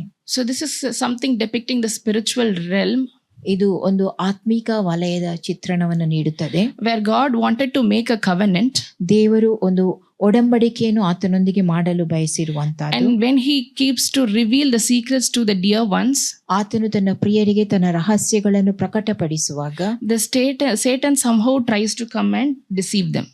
ಸೈತಾನನು ಬಂದು ಯಾವುದೇ ರೀತಿಯಲ್ಲಾದರೂ ಅವರನ್ನು ವಂಚನೆಗೊಳಪಡಿಸುತ್ತಾನೆ. The same thing happened in the case of Abraham as well. ಅಬ್ರಹಾಮನ ಜೀವಿತದಲ್ಲಿಯೂ ಅಂತಹದೇ ಒಂದು ಸಂಗತಿ ನಡೆದಿರುವಂತಹದ್ದು. There he went and listened to the voice of his wife, ಅಲ್ಲಿ ಆತನು ತನ್ನ ಪತ್ನಿಯ ಸ್ವರಕ್ಕೆ the ಕಿವಿಗೊಟ್ಟಿರುವಂತ very righteous person, ಬಹು ನೀತಿವಂತನಾದ ಒಬ್ಬ ವ್ಯಕ್ತಿ, who was called as a person of strong faith. ಆತನು ನಂಬಿಕೆಯಲ್ಲಿ ಗಟ್ಟಿಗನು ಎಂಬುದಾಗಿ ಕೇಳಲ್ಪಟ್ಟವನು. He went and he obeyed his wife, ಆತನು ಹೋಗಿ ತನ್ನ ಪತ್ನಿಗೆ and ವಿಧೇಯನಾಗಿರುವಂತ, he bore Ishmael from the servant called Ahar. ಹಾಗರಳೆಂಬ ದಾಸಿಯಿಂದ ಒಬ್ಬ ಮಗನನ್ನ ಪಡೆದಿರುವಂತಹದ್ದು. Now again some problem arises in their family, ಇನ್ನು ಆ ಕುಟುಂಬದಲ್ಲಿ ಮತ್ತೆ ಸಮಸ್ಯೆ ಹುಟ್ಟಿ ಬರುವಂತಹದ್ದು. and Sarah is telling to Abraham that her son Ishmael ಮಗನಾದ ಇಷ್ಮಾಯೇಲನ ಕುರಿತಾಗಿ ಸಾರಳು ಹೇಳುವಂತಹದ್ದು, is creating so much troubles with Isaac. ಈಸಾಕನೊಂದಿಗೆ ಬಹಳಷ್ಟು ಸಮಸ್ಯೆಯನ್ನು ಆತನು ಹುಟ್ಟಿಸುತ್ತಾ ಇದ್ದಾನೆ, Take him away. ಆತನನ್ನು ಅಲ್ಲಿಂದ ಓಡಿಸಿ ಬಿಡು ಎಂಬುದಾಗಿ. Now this Abraham is always with heavy burden heart. He is going to God, ತುಂಬಾ ಭಾರವುಳ್ಳ ಹೃದಯದಿಂದ ಅಬ್ರಹಾಮನು ದೇವರ ಬಳಿಗೆ ಹೋಗುತ್ತಾನೆ, and he is asking to God. ದೇವರೊಡನೆ ಪ್ರಶ್ನಿಸುತ್ತಾನೆ. Then God tells, ದೇವರ ಆತನಿಗೆ ಹೀಗೆ ಹೇಳುತ್ತಾನೆ, go and ask to your wife. ನೀನು ಹೋಗಿ ನಿನ್ನ ಪತ್ನಿಯನ್ನು ಕೇಳು. If we read through the scriptures of Genesis chapter 21, ಅಧ್ಯಾಯ ಆದಿಕಾಂಡ 21ನೇ ಅಧ್ಯಾಯವನ್ನು ನೀವು ಓದುವಾಗ, there you can see in one of the verse, the last portion of the verse, there Lord will say, go and ask your wife and do whatever she tells you. ನಿನ್ನ ಪತ್ನಿಯನ್ನು ಹೋಗಿ ಕೇಳು, ಆಕೆ ಏನು ಹೇಳುತ್ತಾಳೋ ಅದನ್ನ ಮಾಡು ಎಂಬುದಾಗಿ ಹೇಳಿರುವಂತಹದ್ದು.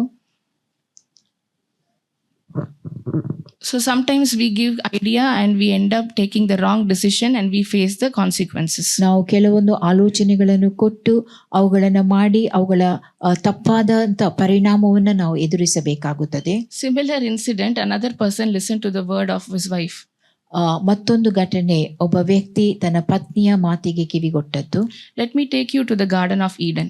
ಏದೆನ್ ತೋಟಕ್ಕೆ ನಿಮ್ಮನ್ನು ಕೊಂಡೊಯ್ಯುತ್ತೇನೆ. So the Garden of Eden is located in the east side. Eden ತೋಟ ಅದು ಪೂರ್ವ ಭಾಗದಲ್ಲಿ ಇದ್ದಿರುವಂತಹದ್ದು. It is called as a place of pleasure and delight. ಅದು ಸಂತೋಷಕರವಾದ ಸ್ಥಳ, ಆನಂದದ ಸ್ಥಳವೆಂಬುದಾಗಿ ಕರೆಯಲ್ಪಡುತ್ತದೆ. And the word Eden derived from the Hebrew word meaning Eden. ಏದಿನ್ ಎಂಬುದು ಹಿಬ್ರೂ ಪದವಾದ Eden ಎಂಬುದು ಅದರಿಂದ ಹುಟ್ಟಿಕೊಂಡಿರುವಂತಹದ್ದು, which is called as the paradise, ಅದು ಪರದೈಸ ಎಂಬುದಾಗಿ a ಕರೆಯಲಾಗುತ್ತದೆ. synonym of heaven. ಅದು ಪರಲೋಕದ ಒಂದು ಸಮಾನಾರ್ಥವನ್ನ ಹೊಂದಿರುವಂತಹದ್ದು. Okay, so this Eden is located at the east side. That means the presence of God is always filled in the Eden. ಆ ಸ್ಥಳದಲ್ಲಿ ದೇವರ ಪ್ರಸನ್ನತೆ ಯಾವಾಗಲೂ ತುಂಬಿಕೊಂಡಿದ್ದಿರುವಂತಹದ್ದು. So in the Garden of Eden, he created all the plants. Eden ತೋಟದಲ್ಲಿ ಆತನು ಎಲ್ಲಾ ತರನಾದ ಮರಗಳನ್ನು, ಸಸಿಗಳನ್ನು ಇಟ್ಟಿರುವಂತಹದ್ದು. And he planted seeds. ಅಲ್ಲಿ ಬೀಜಗಳನ್ನ ಬಿತ್ತಿರುವಂತಹದ್ದು. And then he planted the man made out of his own image. ಮತ್ತು ತನ್ನ ಸಾರೂಪ್ಯದಲ್ಲಿ ಆತನು ಮಾನವನನ್ನು ಉಂಟು ಮಾಡಿರುವಂತಹದ್ದು. And therein, in the Eden garden, God has planted 2 trees in the center of the garden. Eden ತೋಟದಲ್ಲಿ ಆತನು ಅದರ ಮಧ್ಯಭಾಗದಲ್ಲಿ 2 ವೃಕ್ಷಗಳನ್ನ, ಮರಗಳನ್ನ ನೆಟ್ಟಿದ್ದನು. The 2 trees are called as the tree of life and the tree of knowledge and wisdom. ಆ 2 ಮರಗಳು Knowledge, good and evil. ಜೀವವೃಕ್ಷ ಮತ್ತು ಒಳ್ಳೆಯದು ಹಾಗೂ ಕೆಟ್ಟದರ ಅರಿವನ್ನು ಹುಟ್ಟಿಸುವ. And they were asked not to touch or eat the fruit of the tree of knowledge of good and evil. ಒಳ್ಳೆಯದು ಹಾಗೂ ಕೆಟ್ಟದರ ಅರಿವನ್ನು ಹುಟ್ಟಿಸುವ ಮರದ ಫಲವನ್ನು ಅವರು ಮುಟ್ಟಕೂಡದು ಎಂಬುದಾಗಿ ಅವರಿಗೆ ಆಜ್ಞಾಪಿಸಲಾಗಿತ್ತು. ಅದನ್ನು ತಿನ್ನಲು ಕೂಡದು ಎಂಬುದಾಗಿ. Eden garden is a place where God walked through the garden. Eden ತೋಟದಲ್ಲಿ ದೇವರು ನಡೆದಾಡುತ್ತಿದ್ದನು. And the people whom he created, Adam and Eve, they too walked along with Lord. Adam ಹವ್ವರನ್ನು ದೇವರು ಸೃಷ್ಟಿಸಿದನು, ಅವರು ಕೂಡ ದೇವರೊಂದಿಗೆ ನಡೆದಾಡಿಕೊಂಡು ಹೋಗುತ್ತಿದ್ದರು. Now there is one particular scripture which tells that Adam was sleeping and God made him to sleep and he took one rib out of him and he created Eve. ದೇವರ ವಾಕ್ಯದಲ್ಲಿ ಬರೆಯಲ್ಪಟ್ಟದ್ದು, ಅಬ್ರಹಾಮನು ನಿದ್ರಿಸುತ್ತಿದ್ದಂಥ ವೇಳೆಯಲ್ಲಿ ಆತನ ಪಕ್ಕೆಗಳಲ್ಲಿ ಒಂದನ್ನು ಮುರಿದು ಅದರ ಮೂಲಕವಾಗಿ ನಾರಿಯನ್ನ ಆತನು ಉಂಟ ಮಾಡಿರುವಂತಹದ್ದು. An amazing thing is that he was sleeping unconscious. He doesn't know that a rib has been taken out of him. ಆಶ್ಚರ್ಯಕರವಾದ ಸಂಗತಿ, ಆತನು ಪ್ರಜ್ಞೆ ಇಲ್ಲದೆ ನಿದ್ರಿಸುತ್ತಿರುವಂತಹದ್ದು, ಆತನಿಂದ ಪಕ್ಕೆಯನ್ನ ತೆಗೆದುಕೊಂಡಿರುವಂತಹದ್ದು. And that place was filled with flesh. ಮತ್ತು ಆ ಸ್ಥಳದಲ್ಲಿ ಮಾಂಸವನ್ನ ಹಾಕಿರುವಂತಹದ್ದು. He regained his conscious. ಆತನಿಗೆ ಪ್ರಜ್ಞೆ ಬಂದಾಗ and happened to see his wife. ಆತನು ತನ್ನ ಪತ್ನಿಯನ್ನ ನೋಡುತ್ತಾನೆ. And the moment when he sees that is a new creation, ಒಂದು ಹೊಸ ಸೃಷ್ಟಿಯನ್ನು ನೋಡಿದ ಕ್ಷಣದಲ್ಲಿಯೇ he tells that you are taken out of you are taken away out of my rib. ನೀನು ನನ್ನ ಪಕ್ಕೆಯಿಂದ ತೆಗೆದುಕೊಳ್ಳಲ್ಪಟ್ಟವಳಾಗಿದ್ದಿ and my flesh. ಮತ್ತು ನನ್ನ ಶರೀರ. So you will be called Eve. ಆದ ಕಾರಣ ನಿನ್ನನ್ನು ಹವ್ವಳು ಎಂಬುದಾಗಿ ಕರೆಯುತ್ತಾರೆ. Did God tell him? ದೇವರು ಆತನಿಗೆ ಹೇಳಿದ್ದು. That is an amazing thing, right? ಅದೊಂದು ಆಶ್ಚರ್ಯಕರವಾದ ಸಂಗತಿ. So they were all walking closely with God. ಅವರು ದೇವರೊಂದಿಗೆ ನಡೆದಾಡುತ್ತಾ ಇದ್ದರು. When they walk closely with God, God is like a friend. ದೇವರೊಂದಿಗೆ ನಡೆದಾಡುವಂತ ವೇಳೆಯಲ್ಲಿ ದೇವರು ಒಬ್ಬ ಸ್ನೇಹಿತನಂತೆ ಇರುತ್ತಾನೆ. So was Abraham. ಅದೇ ರೀತಿಯಾಗಿ ಅಬ್ರಹಾಮನು ಕೂಡ. He never hid any secrets to Abraham. ದೇವರು ಅಬ್ರಹಾಮನಿಂದ ಯಾವ ರಹಸ್ಯಗಳನ್ನು ಮರೆ ಮಾಡಿರಲಿಲ್ಲ. So was Adam. ಅದೇ ರೀತಿಯಾಗಿ ಆದಾಮನು. He was created to rule the earth. ಆತನು ಲೋಕವನ್ನು ಆಳುವುದಕ್ಕೋಸ್ಕರವಾಗಿ ಸೃಷ್ಟಿಸಲ್ಪಟ್ಟವನಾಗಿದ್ದನು. And God told them, ಮತ್ತು ದೇವರು ಆತನಿಗೆ ಹೇಳಿದ್ದು, that since she is created out of your rib, ಆಕೆ ನಿನ್ನ ಪಕ್ಕೆಯಿಂದ ಸೃಷ್ಟಿಸಲ್ಪಟ್ಟವಳಾದ ಕಾರಣ no man can depart away from her. ಮನುಷ್ಯರು ನಿಮ್ಮನ್ನ ಅಗಲಿಸಲಾರರು. And they will become one flesh. ಅವರು ಒಂದೇ ಶರೀರವಾಗುವರು. So what happens is that she happens to go to the center of the Garden of Eden, ಆಕೆ ಏದೇನ್ ತೋಟದ ಮಧ್ಯಭಾಗಕ್ಕೆ ಹೋಗುತ್ತಾಳೆ. and she is alone. ಆಕೆ ಏಕಾಂಗಿಯಾಗಿದ್ದಳು. And the moment she is alone, that is realized by Satan. ಆಕೆ ಒಬ್ಬಂಟಿಗಳಾಗಿ ಇದ್ದಾಳೆ ಎಂಬುದಾಗಿ ಸೈತಾನನು ತಿಳುಕೊಳ್ಳುತ್ತಾನೆ. Now he comes to her. ಆತನು ಆಕೆಯ ಬಳಿ ಬರುತ್ತಾನೆ. Now he is telling, ಆ ಸೈತಾನನು ಆಕೆಗೆ ತಿಳಿಸುವಂತಹದ್ದು, has God forbidden you to eat any of the fruits from the Garden of Eden? ಈ ಏದೇನ್ ತೋಟದ ಮರದ ಯಾವುದೇ ಹಣ್ಣುಗಳನ್ನು ತಿನ್ನಬಾರದು ಎಂಬುದಾಗಿ ದೇವರು ನಿನಗೆ ತಿಳಿಸಿದ್ದಾನು. But what did she tell? ಆಕೆ ಹೇಳಿದ್ದೇನು? What would be the answer? ಆಕೆ ಉತ್ತರವೇನಾಗಿತ್ತು? She should have told yes, ಹೌದು ಎಂಬುದಾಗಿ ಆಕೆ and she ಹೇಳಬಹುದು. should have stopped from there itself. ಅಲ್ಲಿಗೆ ನಿಲ್ಲಿಸಬಹುದಾಗಿತ್ತು. Instead of that, she revealed the entire secret. ಅದಕ್ಕೆ ಬದಲಾಗಿ ಆಕೆ ಪೂರ್ಣ ರಹಸ್ಯವನ್ನ ಆತನ ಮುಂದೆ ಇಟ್ಟಿದ್ದಳು. And from that secret, he deceived Eve. ಆ ರಹಸ್ಯದ ಮೂಲಕವಾಗಿ ಸೈತಾನನು ಈ ಹವ್ವಳನ್ನ ವಂಚನೆಗೊಳಪಡಿಸಿದನು. That is why God tells us to stay away from sin.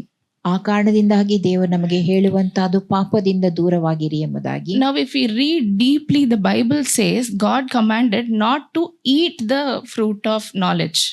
ಸತ್ಯವೇದವು ತಿಳಿಸುವಂತಹದ್ದು ನೀವು ಒಳ್ಳೆಯದು ಹಾಗೂ ಕೆಟ್ಟದರ ಅರುಹನ್ನ ಹುಟ್ಟಿಸುವಂತ ಮರದ ಫಲವನ್ನ ತಿನ್ನಕೂಡದು ಎಂಬುದಾಗಿ. And that was told to Adam.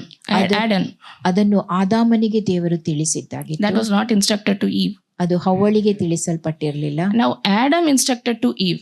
ಮತ್ತು ಆದಾಮನು ಈ ವಿಷಯವನ್ನ ಹವ್ವಳಿಗೆ ತಿಳಿಸಿದ್ದನು. He told never to touch or eat the fruit. ಆ ಹಣ್ಣನ್ನು ನೀವು ಮುಟ್ಟಲು ಕೂಡದು, ತಿನ್ನಲು ಕೂಡದು. In Genesis chapter 3 verse 3, ಆದಿಕಾಂಡ 3:3 you can see there, she's telling to the Satan ಆಕೆ ಹವ್ವಳು ಸೈತಾನನಿಗೆ ಹೇಳುವಂತಹದ್ದು, that we are not supposed to touch and eat the fruit. ನಾವು ಆ ಹಣ್ಣನ್ನು ಮುಟ್ಟಲು ಕೂಡದು, ತಿನ್ನಲು ಕೂಡದು ಎಂಬುದಾಗಿ. Then he is telling, no matter if you eat that fruit, you will become like God. You will become wise like God. ನೀವು ಆ ಹಣ್ಣನ್ನು ತಿಂದಲ್ಲಿ ದೇವರಂತೆ ಜ್ಞಾನಿಯಾಗುವಿರಿ ಎಂಬುದಾಗಿ ಸೈತಾನನು ಆಕೆಗೆ ತಿಳಿಸಿದ. And she was totally deceived. ಮತ್ತು ಆಕೆ ಸಂಪೂರ್ಣವಾಗಿ ಸೈತಾನನಿಂದ And that doesn't stop there. ಅದು ಅಲ್ಲಿಗೆ ನಿಂತು She ಹೋಗುವುದಿಲ್ಲ. touched the fruit. ಆಕೆ ಆ ಹಣ್ಣನ್ನು ಮುಟ್ಟಿದಳು. She would have grasped the food. ಆ ಹಣ್ಣು ಹೇಗಿದೆ ಎಂಬುದನ್ನು ಆಕೆ ಗ್ರಹಿಸಲು And ಸಾಧ್ಯವಾಗಿತ್ತು. she would have thought, oh, this is the food which is going to give me wisdom. Let me taste it. ಈ ಹಣ್ಣು ನನಗೆ ಜ್ಞಾನವನ್ನು ಕೊಡುತ್ತದೆ, ನಾನು ಅದರ ರುಚಿ ನೋಡುತ್ತೇನೆ She ಎಂಬುದಾಗಿ tasted the fruit. ಮತ್ತು ಆಕೆ ಅದರ ರುಚಿ She ನೋಡುತ್ತಾಳೆ. didn't stop there. ಅಲ್ಲಿಗೆ ಅದನ್ನು ನಿಲ್ಲಿಸಿ ಬಿಡಲಿಲ್ಲ. She went and gave it to her husband. ಮತ್ತು ಹೋಗಿ ಅದನ್ನ ತನ್ನ ಪತಿಗೂ ಕೊಡುತ್ತಾಳೆ. Her husband never asked, why did you touch? Why did you do this? God has told you not to touch. ಆಕೆಯ ಪತಿ ಕೂಡ ಯಾಕೆ ನೀನು ಹೀಗೆ ಮಾಡಿದ್ದಿ, ದೇವರದನ್ನು ಮುಟ್ಟಕೂಡದು ಎಂಬುದಾಗಿ ಹೇಳಿದ್ದಾನಲ್ಲ ಎಂಬುದಾಗಿ ಪ್ರಶ್ನಿಸಲು ಇಲ್ಲ. He was also tempted. ಆತನು ಕೂಡ ಶೋಧನೆಗೊಳಗಾದನು. He too ate. ಆತನು ತಿಂದನು. And it doesn't stop there. ಮತ್ತು ಅಲ್ಲಿಗೆ ನಿಲ್ಲಿಸಿ ಬಿಡಲಿಲ್ಲ. Their eyes were opened and they understood that they were naked. ಅವರ ಕಣ್ಣುಗಳು ತೆರೆಯಲ್ಪಟ್ಟವು ಮತ್ತು ಅವರು ಬೆತ್ತಲೆಯಾಗಿದ್ದೇವೆ ಎಂಬುದನ್ನು ತಿಳುಕೊಂಡರು. And they were hiding behind the bush. ಮತ್ತು ಅವರು ಗಿಡಗಳ ಮಧ್ಯೆ ಅಡಗಿ ಕುಳಿತಿದ್ದರು. When we read the scriptures of Genesis, we can come across these things. ಆದಿಕಾಂಡದ ವಾಕ್ಯಗಳನ್ನು ನಾವು ಓದುವಾಗ ಇವನ್ನ ತಿಳುಕೊಳ್ಳಲು ಸಾಧ್ಯ. But God is a creator, right? ಆದರೆ ದೇವರೇ ಸೃಷ್ಟಿಕರ್ತನಾಗಿದ್ದಾನೆ. God knew that they have plucked the fruit and they have had it. ದೇವರಿಗೆ ತಿಳಿದಿತ್ತು ಅವರು ಆ ಹಣ್ಣನ್ನು ಕಿತ್ತುಕೊಂಡು ಅದನ್ನ ತಿಂದಿದ್ದ ವಿಷಯ. But then still he came to the Garden of Eden. ಆದಾಗ್ಯೂ ಆತನು ಆ ಏದೆನ್ ತೋಟಕ್ಕೆ ಬರುತ್ತಾನೆ. And he is walking in the midst of the garden. ಮತ್ತು ಆ ತೋಟದ ಮಧ್ಯದಲ್ಲಿ ಆತನು ನಡೆದುಕೊಂಡು ಹೋಗುತ್ತಾನೆ. And he called Adam, where are you? ಆದಾಮನನ್ನು ಕರೆದು ಎಲ್ಲಿದ್ದಿ ಎಂಬುದಾಗಿ ಪ್ರಶ್ನಿಸುತ್ತಾನೆ. He called it thrice. ಮೂರು ಬಾರಿ ಆದಾಮನನ್ನು ಕರೆಯುತ್ತಾನೆ. Where are you? ನೀನೆಲ್ಲಿದ್ದಿ? Then this fellow is hiding behind the bush. He is replying, God, I am naked, so that I am hiding behind the bush. ಗಿಡಗಳ ಎಡೆಯಲ್ಲಿ ಅಡಗಿ ಕುಳಿತಿದ್ದ ಆತನು ನಾನು ಬೆತ್ತಲೆಯಾಗಿದ್ದೇನೆ, ಆ ಕಾರಣದಿಂದಾಗಿ ಅಡಗಿ ಕುಳಿತಿದ್ದೇನೆ ಎಂಬುದಾಗಿ ಆದಾಮನು ತಿಳಿಸುತ್ತಾನೆ. This symbolizes that the sin has the power to block you from God. ಪಾಪ ದೇವರ ಮತ್ತು ನಿಮ್ಮ ನಡುವೆ ಒಂದು ಅಡ್ಡಿಯನ್ನುಂಟು ಮಾಡುತ್ತದೆ, ತಡೆಯನ್ನುಂಟು ಮಾಡುತ್ತದೆ ಎಂಬುದನ್ನು ತಿಳಿಸುತ್ತದೆ. We have come across the scripture saying the walls of sin. ಪಾಪದ ಗೋಡೆ ಎಂಬಂತ ವಾಕ್ಯವು ಬರೆಯಲ್ಪಟ್ಟಿದೆ. One sin will make you to commit other sin, ಒಂದು ಪಾಪ ಮತ್ತೊಂದು ಪಾಪವನ್ನು ಮಾಡುವಂತೆ ಪ್ರೇರೇಪಿಸುತ್ತದೆ and it grows exponentially. ಮತ್ತು ಅದು ದ್ವಿಗುಣಗೊಳ್ಳುತ್ತಾ ಹೋಗುತ್ತದೆ. And when you start listening to the Satan's plan and we start committing sin, ನೀವು ಪಾಪ ಮಾಡುತ್ತಾ ಇರುವಂತ ವೇಳೆಯಲ್ಲಿ ಅದನ್ನು ಆರಂಭಿಸಿದಾಗ you get deceived, ನೀವು ವಂಚನೆಗೊಳಗಾಗುತ್ತೀರಿ, you keep believing the lies, ನೀವು ಆ ಸುಳ್ಳನ್ನ ನಂಬುತ್ತಾ ಹೋಗುತ್ತೀರಿ. and whenever you try to come to the light, ನೀವು ಬೆಳಕಿನ ಕಡೆಗೆ ಬರಲು ಪ್ರಯತ್ನಿಸುವಾಗ the Satan will tell you one lie that you have committed sin. ನೀವು ಮಾಡಿದ ಪಾಪದ ಒಂದು ಸುಳ್ಳನ್ನ ಆತ ನಿಮಗೆ How God will love you? No, you are not going to get that same position which God given to you before.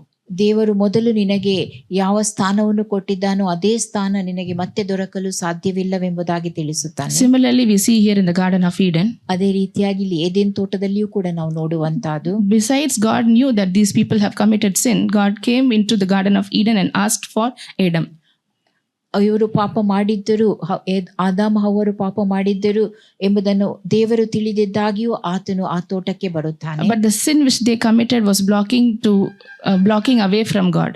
ಆದ್ರೆ ಅವರು ಮಾಡಿದಂತ ಪಾಪ ದೇವರ ಮಧ್ಯೆ ಅವರಿಗೆ ತಡೆಯನ್ನ ಉಂಟು ಮಾಡಿತ್ತು. Then God commanded a cherubim and cherubim to in the Garden of Eden, and they blocked him the way of tree of life. ದೇವರು ಅಲ್ಲಿ ಕೆರೂಬಿಯರನ್ನ ಇಟ್ಟು ಅವರು ಜೀವ ವೃಕ್ಷದ ಬಳಿಗೆ ಹೋಗದಂತೆ ಅಲ್ಲಿ ಅವರನ್ನು ಕಾಯ್ದಿರಿಸಿದನು. So the tree of life is nothing but the tree of gates to heaven. ಜೀವ ವೃಕ್ಷ ಅದು ಪರಲೋಕದ ದ್ವಾರವಾಗಿರುವಂತಹ. We can enter the gates of heaven only through one person, that is Jesus himself. ನಾವು ಯೇಸು ಕ್ರಿಸ್ತನ ಮೂಲಕವಾಗಿ ಮಾತ್ರವೇ ಪರಲೋಕ ದ್ವಾರವನ್ನು ಸೇರಲು ಸಾಧ್ಯ. So in Genesis chapter 3 verse 23 it says, God sent him out of the Garden of Eden till the ground from which he was taken. ಆದಿಕಾಂಡ 3:23 ಅವನು ಉತ್ಪತ್ತಿಯಾದ ಭೂಮಿಯನ್ನು ವ್ಯವಸಾಯ ಮಾಡುವುದಕ್ಕಾಗಿ ದೇವರು ಆತನನ್ನ And he drove out the man and placed cherubim at the east of the Garden of Eden. ಆತನು ಮನುಷ್ಯನನ್ನು ಅಲ್ಲಿ ಓಡಿಸಿ ಅಲ್ಲಿ ಕಾಯುವುದಕ್ಕೋಸ್ಕರವಾಗಿ ಕೆರೂಬಿಯರನ್ನು ದಗದಗನೆ ಪ್ರಜ್ವಲಿಸುವ ಶಕ್ತಿಯನ್ನು ಕತ್ತಿಯನ್ನು ಇಟ್ಟಿರುವಂತಹದ್ದು. And guarded the way to the tree of life. ಮತ್ತು ಆ ಜೀವ ವೃಕ್ಷದ ಕಡೆಗೆ ಹೋಗದಂತೆ ಅಲ್ಲಿ ಕಾವಲು ಇಟ್ಟಿರುವಂತಹ. He placed the tree of life and tree of forbidden in the Garden of Eden, but we chose the tree of wisdom. ಆತನು ಜೀವ ವೃಕ್ಷವನ್ನು ಅಲ್ಲಿಟ್ಟಿರುವಂತಹದ್ದು, ಒಳ್ಳೆಯದು ಕೆಟ್ಟದ್ದು ಅರುಹನ್ನು ಹುಟ್ಟಿಸುವಂತ ಮರವನ್ನು ಇಟ್ಟಿರುವಂತಹದ್ದು. ಆದರೆ ಆತನು ಒಳ್ಳೆಯದು ಕೆಟ್ಟದ್ದರ ಅರುಹನ್ನು ಹುಟ್ಟಿಸುವಂತ ಮರವನ್ನು ಆರಿಸಿಕೊಂಡಿದ್ದಿರುವಂತ. So before coming to the Garden of Eden, the same thing happened in heaven. Eden ತೋಟಕ್ಕೆ ಬರುವುದಕ್ಕೆ ಮುಂಚಿತವಾಗಿ ಅದೇ ಸಂಗತಿ ಪರಲೋಕದಲ್ಲಿ ನಡೆದಿರುವಂತಹದ್ದು. Satan was one of the dearest angel to God. ಸೈತಾನನು ದೇವರಿಗೆ ಅತಿ ಪ್ರಿಯನಾದ ದೂತನಾಗಿದ್ದನು. He wanted to become him like God. ಆದರೆ ಆತನು ದೇವರಂತೆ ತಾನಾಗಬೇಕೆಂಬುದಾಗಿ ಬಯಸಿದ್ದುದು. And he had his own army. ಮತ್ತು ಆತನದೇ ಒಂದು ಸೈನ್ಯ ಆತನ ಬಳಿಯಲ್ಲಿತ್ತು. And those army were thrown out of heaven. ಮತ್ತು ಆ ಸೈನ್ಯವೇ ಪರಲೋಕದಿಂದ ದೊಬ್ಬಲ್ಪಟ್ಟಿರುವಂತ. So the tree of life is very important in our life. ನಮ್ಮ ಜೀವಿತದಲ್ಲಿ ಆ ಜೀವ ವೃಕ್ಷ ಬಹು ಪ್ರಾಮುಖ್ಯವಾಗಿದೆ. So let me take you to the significance of 40. 40 ಎಂಬುದರ ಪ್ರಾಧಾನ್ಯತೆ ಏನೆಂಬುದನ್ನು ನಾನೀಗ ತಿಳಿಸುತ್ತೇನೆ. We know that it took around 40 days for him to cross the shores of Nineveh to the city of Nineveh. ನಿನವೆಯ ತೀರದಿಂದ ನಿನವೆಯ ಪಟ್ಟಣವನ್ನು ತಲುಪಲು ಆತನಿಗೆ 40 ದಿನಗಳು ತೆಗೆದುಕೊಂಡವು. And 40 days of deliverance was given to the city of Nineveh. ನಿನವೆಯ ಪಟ್ಟಣದವರಿಗೆ ಬಿಡುಗಡೆ ಹೊಂದುವುದಕ್ಕೋಸ್ಕರವಾಗಿ 40 ದಿನಗಳು ಕೊಡಲ್ಪಟ್ಟಿದ್ದವು. And Noah's destruction time was around 40 days and 40 nights. It rained and it entirely destroyed the people. ನೋಹನ ಸಮಯದಲ್ಲಿ 40 ದಿನಗಳ ಕಾಲ ಹಗಲು ರಾತ್ರಿ ಮಳೆ ಬಂದಿರುವಂತಹದ್ದು ಮತ್ತು ಜನರು ಅಲ್ಲಿ ನಾಶವಾಗಿ ಹೋಗಿರುವಂತಹದ್ದು. There the people never repented. ಅಲ್ಲಿ ಜನರು ಎಂದೂ ಪಶ್ಚಾತ್ತಾಪ ಪಟ್ಟಿರಲಿಲ್ಲ. So they were destroyed. ಆ ಕಾರಣದಿಂದಾಗಿ ಅವರು ನಾಶವಾಗಿ ಹೋದರು. And Elijah traveled to Mount Horeb for 40 days. ಎಲಿಯನು ಮೌಂಟ್ ಹೋರೇಬ್ ಬೆಟ್ಟಕ್ಕೆ ಹೋಗುವುದಕ್ಕೋಸ್ಕರವಾಗಿ 40 ದಿನ ತೆಗೆದುಕೊಂಡಿರುವಂತಹ. Goliath taunted and challenged Israelites for 40 days. ಗೊಲಿಯಾತನು ಇಸ್ರೇಲಿಯರನ್ನು 40 ದಿನಗಳ ಕಾಲ ಟೀಕಿಸುತ್ತಾ ಪಂಥಾಹ್ವಾನ ಮಾಡುತ್ತಿದ್ದುದು. So the 40 depicts the time of deliverance. ಆ 40 ಎಂಬುವಂತಹದ್ದು ಬಿಡುಗಡೆಯ ಸಮಯವನ್ನ ಚಿತ್ರೀಕರಿಸುತ್ತದೆ. The time of repentance. ಪಶ್ಚಾತ್ತಾಪದ ಸಮಯ. We can see the same incidents which was happened with Jesus also. ಅದೇ ಸಂಗತಿ ಯೇಸುವಿನೊಂದಿಗೆ ನಡೆದಿರುವಂತಹದನ್ನು ನಾವು ನೋಡುತ್ತೇವೆ. Jesus went to wilderness for 40 days. 40 ದಿನಗಳ ಕಾಲ ಯೇಸು ಅರಣ್ಯದಲ್ಲಿರುವಂತಹ.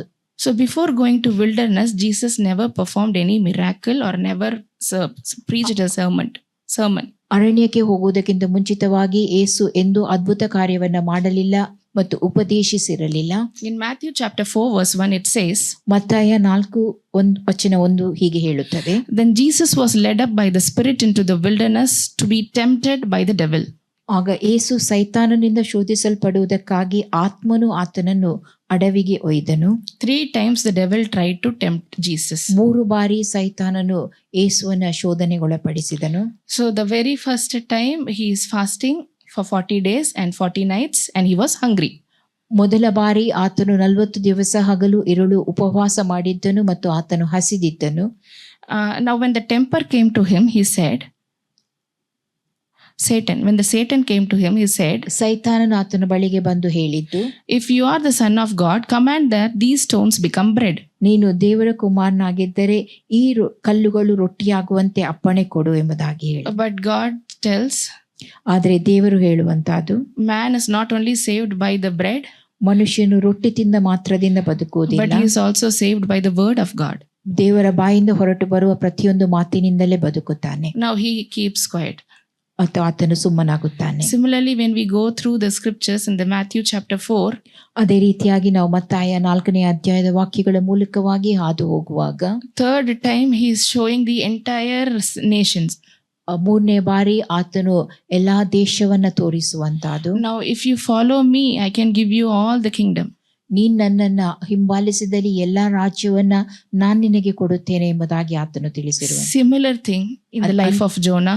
ಅಂಥದೇ ಒಂದು ಸಂಗತಿ ಯೋನನ ಜೀವಿತದಲ್ಲಿಯೂ. He was sitting under the castor plant, wanted the city of Nineveh to get destructed. ಆತನು ಆ ಔಡಲ ಸಸಿಯ ಗಿಡದ ಕೆಳಗೆ ಕುಳಿತುಕೊಂಡು ನಿನವೆ ಪಟ್ಟಣ ನಾಶವಾಗಿ ಹೋಗಬೇಕೆಂಬುದಾಗಿ ಕಾದು ಕುಳಿತಿದ್ದನು. We saw Abraham, he was in the tent and he was in the oaks of Mamre. ಅಬ್ರಹಾಮನು ಮಮ್ರೆ ತೋಪಿನ ಕೆಳಗೆ ವೃಕ್ಷದ ಕೆಳಗೆ ಶಿಬಿರವನ್ನ ಹಾಕಿಕೊಂಡು ಡೇರೆಯನ್ನು ಹಾಕಿ ಕುಳಿತಿದ್ದನು. Who pleaded for the repentance of Sodom and Gomorrah. Sodom ಗೋಮರಕ್ಕೋಸ್ಕರವಾಗಿ ಆತನು ಮೊರೆ ಇಟ್ಟಿರುವಂತಹದ್ದು. The similar incidents is happening with Jesus also. ಯೇಸುವಿನೊಂದಿಗೂ ಕೂಡ ಅಂಥದೇ ಒಂದು ಸಂಗತಿ ನಡೆದಿದೆ. He is taking him to the greatest height and showing him the kingdom of world. ಎತ್ತರವಾದ ಶಿಖರಕ್ಕೆ ಕೊಂಡೊಯ್ದು ರಾಜ್ಯಗಳನ್ನು ಆತನಿಗೆ ತೋರಿಸುವಂತಹದ್ದು. And he tells, if you worship me, I will give you all the power and authority over the nation. ನೀ ನನ್ನನ್ನು ಆರಾಧಿಸಿರಿ, ಎಲ್ಲಾ ದೇಶಗಳ ಮೇಲೆ ಅಧಿಕಾರವನ್ನು ನಾನು ನಿನಗೆ ಕೊಡುತ್ತೇನೆ ಎಂಬುದಾಗಿ ಸೈತಾನನು ತಿಳಿಸುವಂತಹದ್ದು. There Jonah wanted the city to destroy. Here Abraham pleaded and here God rebuked. ಅಲ್ಲಿ ಯೋನನು ನಿನವೆ ಪಟ್ಟಣ ನಾಶವಾಗಿ ಹೋಗಬೇಕೆಂಬುದಾಗಿ ಕುಳಿತಿರುವಂತಹದ್ದು. ಅಬ್ರಹಾಮನು ಸೊದೋಮ್ ಗೊಮೋರಕ್ಕೋಸ್ಕರವಾಗಿ ಜನರ ರಕ್ಷಣಾರ್ಥವಾಗಿ ಬೇಡಿಕೊಳ್ಳುವಂತಹದ್ದು. ಇಲ್ಲಿ ಯೇಸು ಸೈತಾನನಿಗೆ ಗದರಿಸುವಂತಹದ್ದು. At times we should also know to rebuke the devil in the name of Jesus.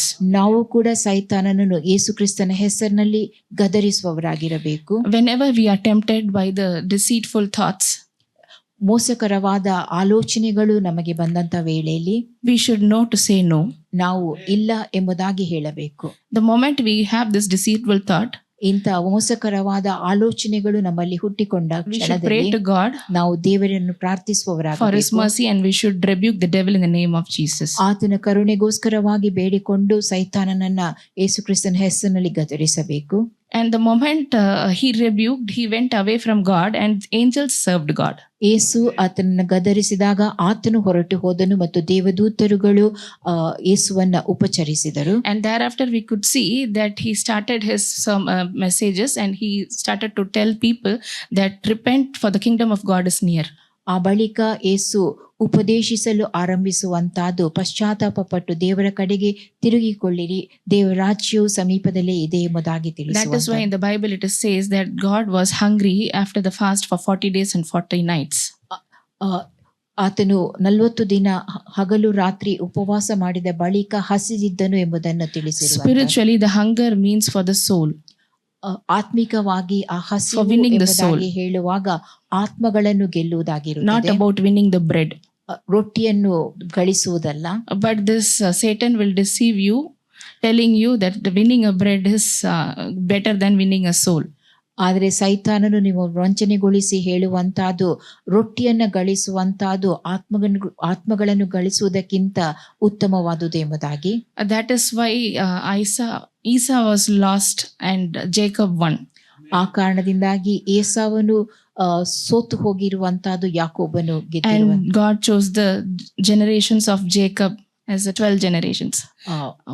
ಆ ಕಾರಣದಿಂದಾಗಿ ದೇವರು ಯಾಕೋಬನ ಅಂಶದ 12 ಕುಲವನ್ನ ಆರಿಸಿಕೊಂಡಿರುವಂತಹದ್ದು. And as I was talking about the Garden of Eden, Eden ತೋಟದ ಕುರಿತಾಗಿ ನಾನು ತಿಳಿಸುತ್ತಾ ಇದ್ದೆ.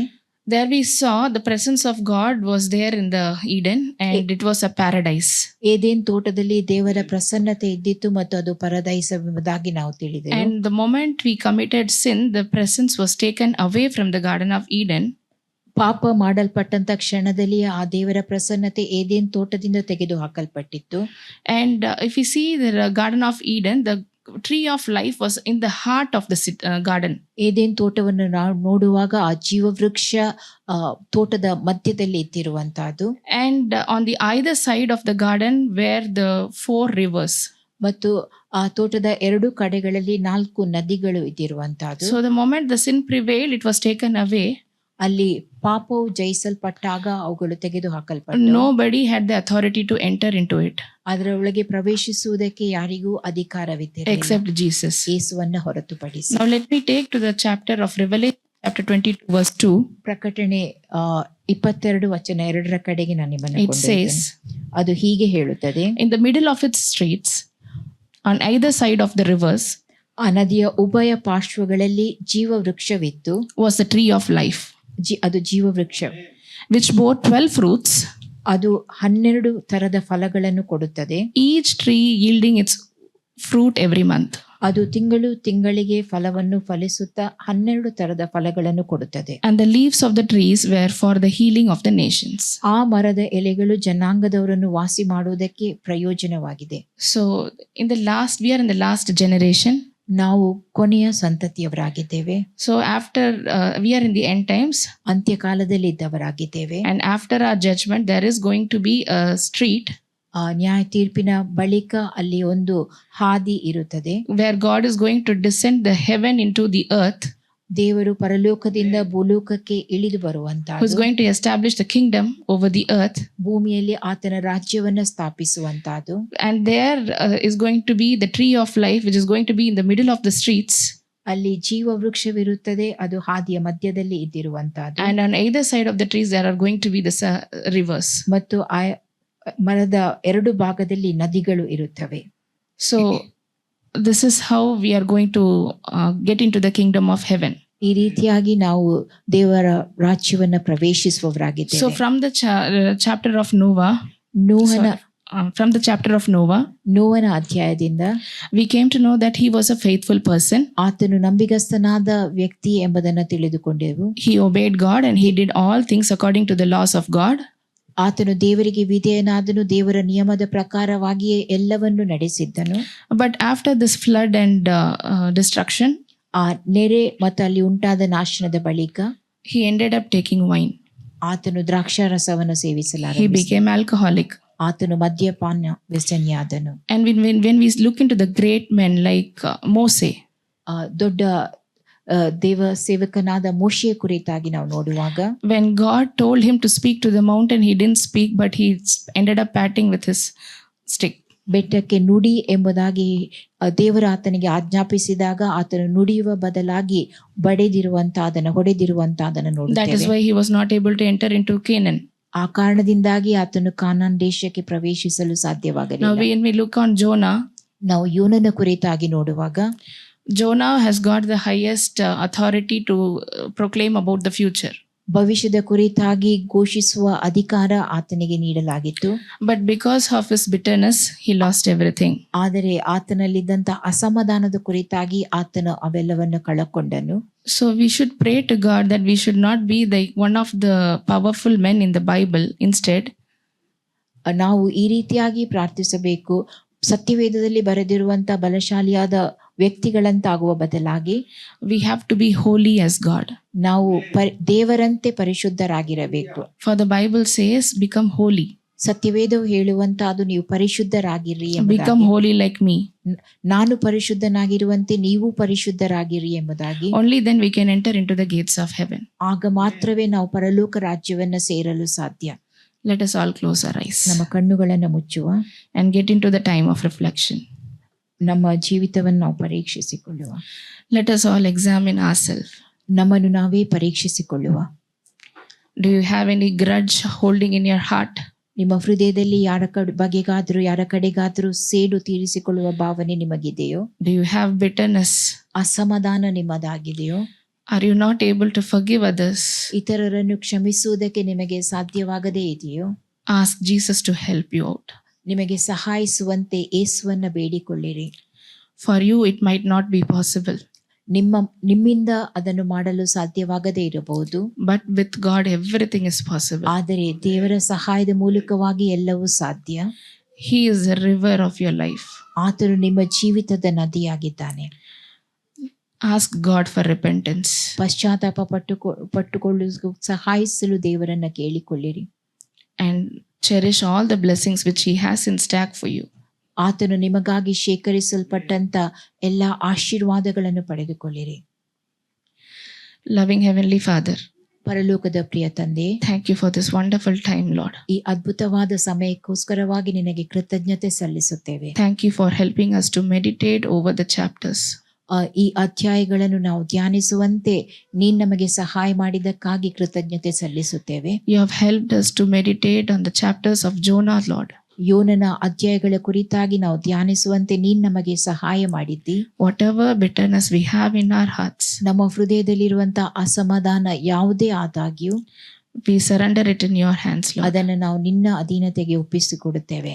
Fill each one of us with your blessings, Lord. ನಿನ್ನ ಆಶೀರ್ವಾದಗಳಿಂದ ನಮ್ಮೆಲ್ಲರನ್ನು ನೀನು ತುಂಬಿಸು. Give us a heart of obedience. ವಿಧೇಯತೆಯ ಹೃದಯವನ್ನು ನಮಗೆ ಅನುಗ್ರಹಿಸು. Give us a heart of repentance. ಪಶ್ಚಾತ್ತಾಪದ ಹೃದಯವನ್ನು ನೀನು ನಮಗೆ ಅನುಗ್ರಹಿಸು. Give us a heart of forgiveness, Lord. ಕ್ಷಮಿಸುವಂತ ಹೃದಯವನ್ನು ನಮಗೆ ದಯಪಾಲಿಸು. Whatever we ask, we believe that we will receive it through prayers, Lord. ನಾವು ಏನೇನನ್ನು ಬೇಡಿಕೊಂಡಿದ್ದೇವೋ ಅದನ್ನು ಪ್ರಾರ್ಥನೆ ಮೂಲಕವಾಗಿ ಹೊಂದಿಕೊಂಡಿದ್ದೇವೆ ಎಂಬುದಾಗಿ ನಂಬುವವರಾಗಿದ್ದೇವೆ. We thank you once again for sharing us the wisdom to meditate the chapters, Lord. ಮತ್ತೊಂದಾವರ್ತಿ ಈ ಯೋನನ ಅಧ್ಯಾಯಗಳನ್ನು ಧ್ಯಾನಿಸುವಂತೆ ನೀನು ಕೊಟ್ಟಂತ ಜ್ಞಾನಕ್ಕಾಗಿ ಸ್ತೋತ್ರ. We give all glory and honor to you. ಎಲ್ಲ ಘನಮಾನ ಮಹಿಮೆಯನ್ನು ನಿನಗೆ ಸಲ್ಲಿಸುತ್ತೇವೆ. It's not might because of the might or not by the power, God. ಬಲದಿಂದಲ್ಲ, ಪರಾಕ್ರಮದಿಂದಲ್ಲ, but everything is by the Spirit of Lord Jesus. ಎಲ್ಲವೂ ದೇವರಾತ್ಮನಿಂದಲೇ. Thank you for giving us the strength to come today. ಇಂದು ನಾವು ಈ ಸ್ಥಳಕ್ಕೆ ಸೇರಿ ಬರಲು ಕೊಟ್ಟಂತ ಬಲಕ್ಕಾಗಿ ಸ್ತೋತ್ರ. And we submit and we commit the entire week into your hands. ಮುಂದಿನ ಎಲ್ಲಾ ವಾರವನ್ನ ನಿನ್ನ ಕೈಗಳಿಗೆ ಒಪ್ಪಿಸಿಕೊಡುತ್ತೇವೆ. Take care of everything. ಎಲ್ಲವನ್ನು ನೀನು ನೋಡಿಕೊಳ್ಳು. And be with us together forever. ನಮ್ಮೊಂದಿಗೆ ಸದಾಕಾಲ ನೀನಿರು. Hold our hands with your righteousness. ನಿನ್ನ ನೀತಿಯ ಹಸ್ತದಿಂದ ನಮ್ಮನ್ನ ಹಿಡಿದುಕೋ. Be with us, lead us, guide us.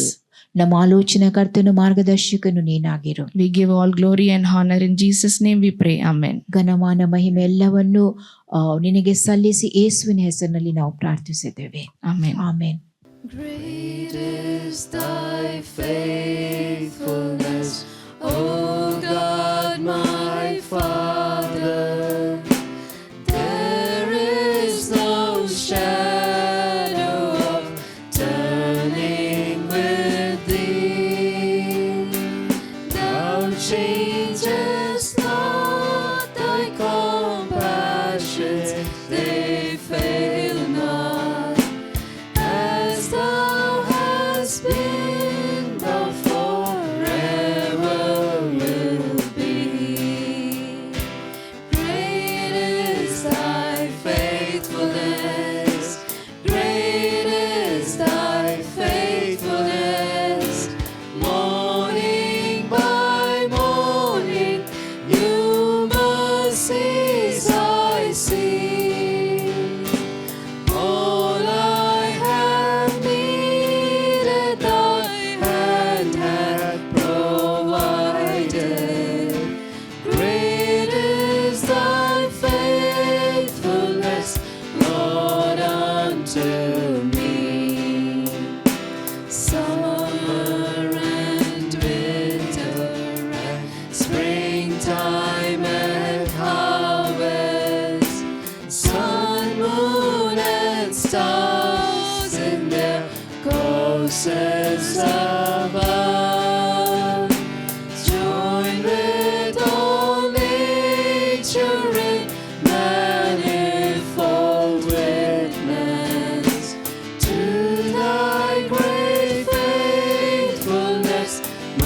mercy and love.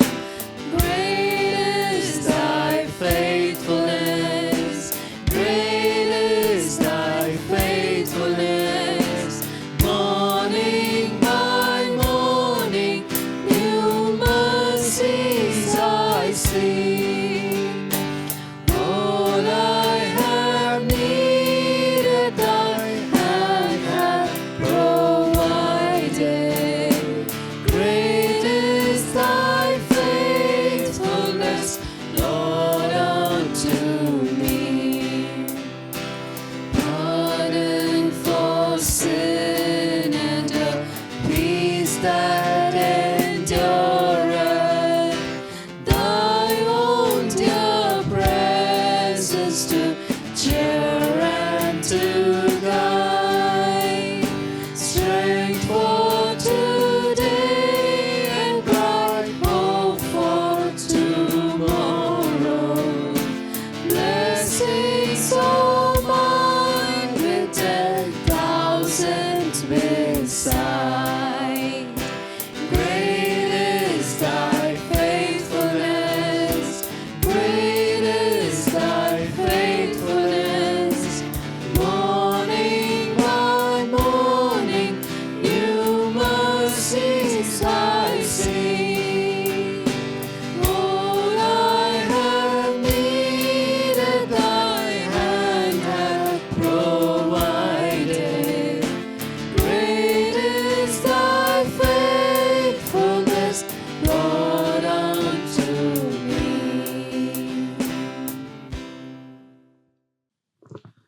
All right, we'll have the closing prayer. எங்களை அதிகமானிஸ்து வளர்ந்துட்டு வருகிற எங்கள் அன்பின் பரலோக தகப்பனே, இசப்பா இந்த அருமையான ஓய்வு நாளுக்காக உம்மை நன்றியோடு ஸ்தோத்திரிக்கிறோம் அப்பா. ஆண்டவரே, இந்த மாதத்தின் ஆண்டவரே இசப்பா இந்த கடைசி ஓய்வு நாளை கூட அப்பா ஆண்டவரே எங்களுடைய ஆயுஸ் நாட்களை கூட்டி சேர்த்து அப்பா உங்களுடைய சமூகத்தில் வந்து ஆண்டவரே உம்மை ஆராதிக்க நீங்கள் தந்த கிருபைக்காக உமக்கு கொடா கோடி ஸ்தோத்திரம் ஸ்தோத்திரம் ஸ்தோத்திரம் தகப்பனே. அப்பா ஆண்டவரே இசப்பா இந்த வருகிற ஆண்டவரே இந்த புதிய ஆண்டவரே இசப்பா இந்த மாதத்தையும் ஆண்டவரே உங்களுடைய கரத்தில் தருகிறோம் தகப்பனே. இசப்பா ஆண்டவரே முழுவதுமாக நீங்கள் பொறுப்படுத்திக் கொள்ளுங்க தகப்பனே.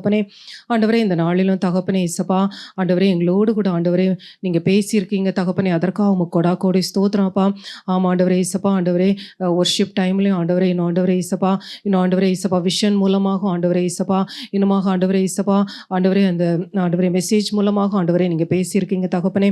ஆமாம் ஆண்டவரே நாங்கள் ஒவ்வொருத்தவங்களும் ஆண்டவரே இசப்பா ஆண்டவரே அந்த மெல்லிய சத்தத்தை ஆண்டவரே இசப்பா நாங்கள் கேட்டவர்கள் ஆண்டவரே ஆண்டவரே அது இந்த நேரத்தில் ஆண்டவரே நாங்கள் விட்டு விடாது பிடிக்க தகப்பனே இசப்பா ஆண்டவரே அது எங்களுடைய இருதயத்தில் ஆண்டவரே நாங்கள் முழுவதுமாக பதித்து தகப்பனே இசப்பா ஆண்டவரே இசப்பா அது நல்ல நிலத்தில் விழுந்த விதையாக அப்பா ஆண்டவரே ஆண்டவரே அது 1, 30, 60, 100 பலன் கிடைக்க ஆண்டவரே இசப்பா கிருபை செய்யுங்க தகப்பனே இசப்பா. ஆண்டவரே நாங்கள் ஆண்டவரே ஒவ்வொரு காரியத்திலும் தகப்பனே ஆண்டவரே முதலாவதாக ஆண்டவரே ஆண்டவரே இசப்பா ஆண்டவரே நீங்கள் ஆண்டவரே ஏதோ ஆண்டவரே எங்களுடைய விருப்பத்தை ஆண்டவரே இசப்பா நாங்கள் ஆண்டவரே முன்னிறுத்தாதபடி தகப்பனே இசப்பா உம்முடைய சமூகத்தில் காத்திருந்த ஆண்டவரே உம்முடைய ஆலோசனை பெற்று ஆண்டவரே இசப்பா நாங்கள் ஒவ்வொரு காரியங்களையும் ஆண்டவரை செய்ய நீங்கள் கிருபை செய்ய வேண்டுமாறு ஜெபிக்கிறோம் தகப்பனே.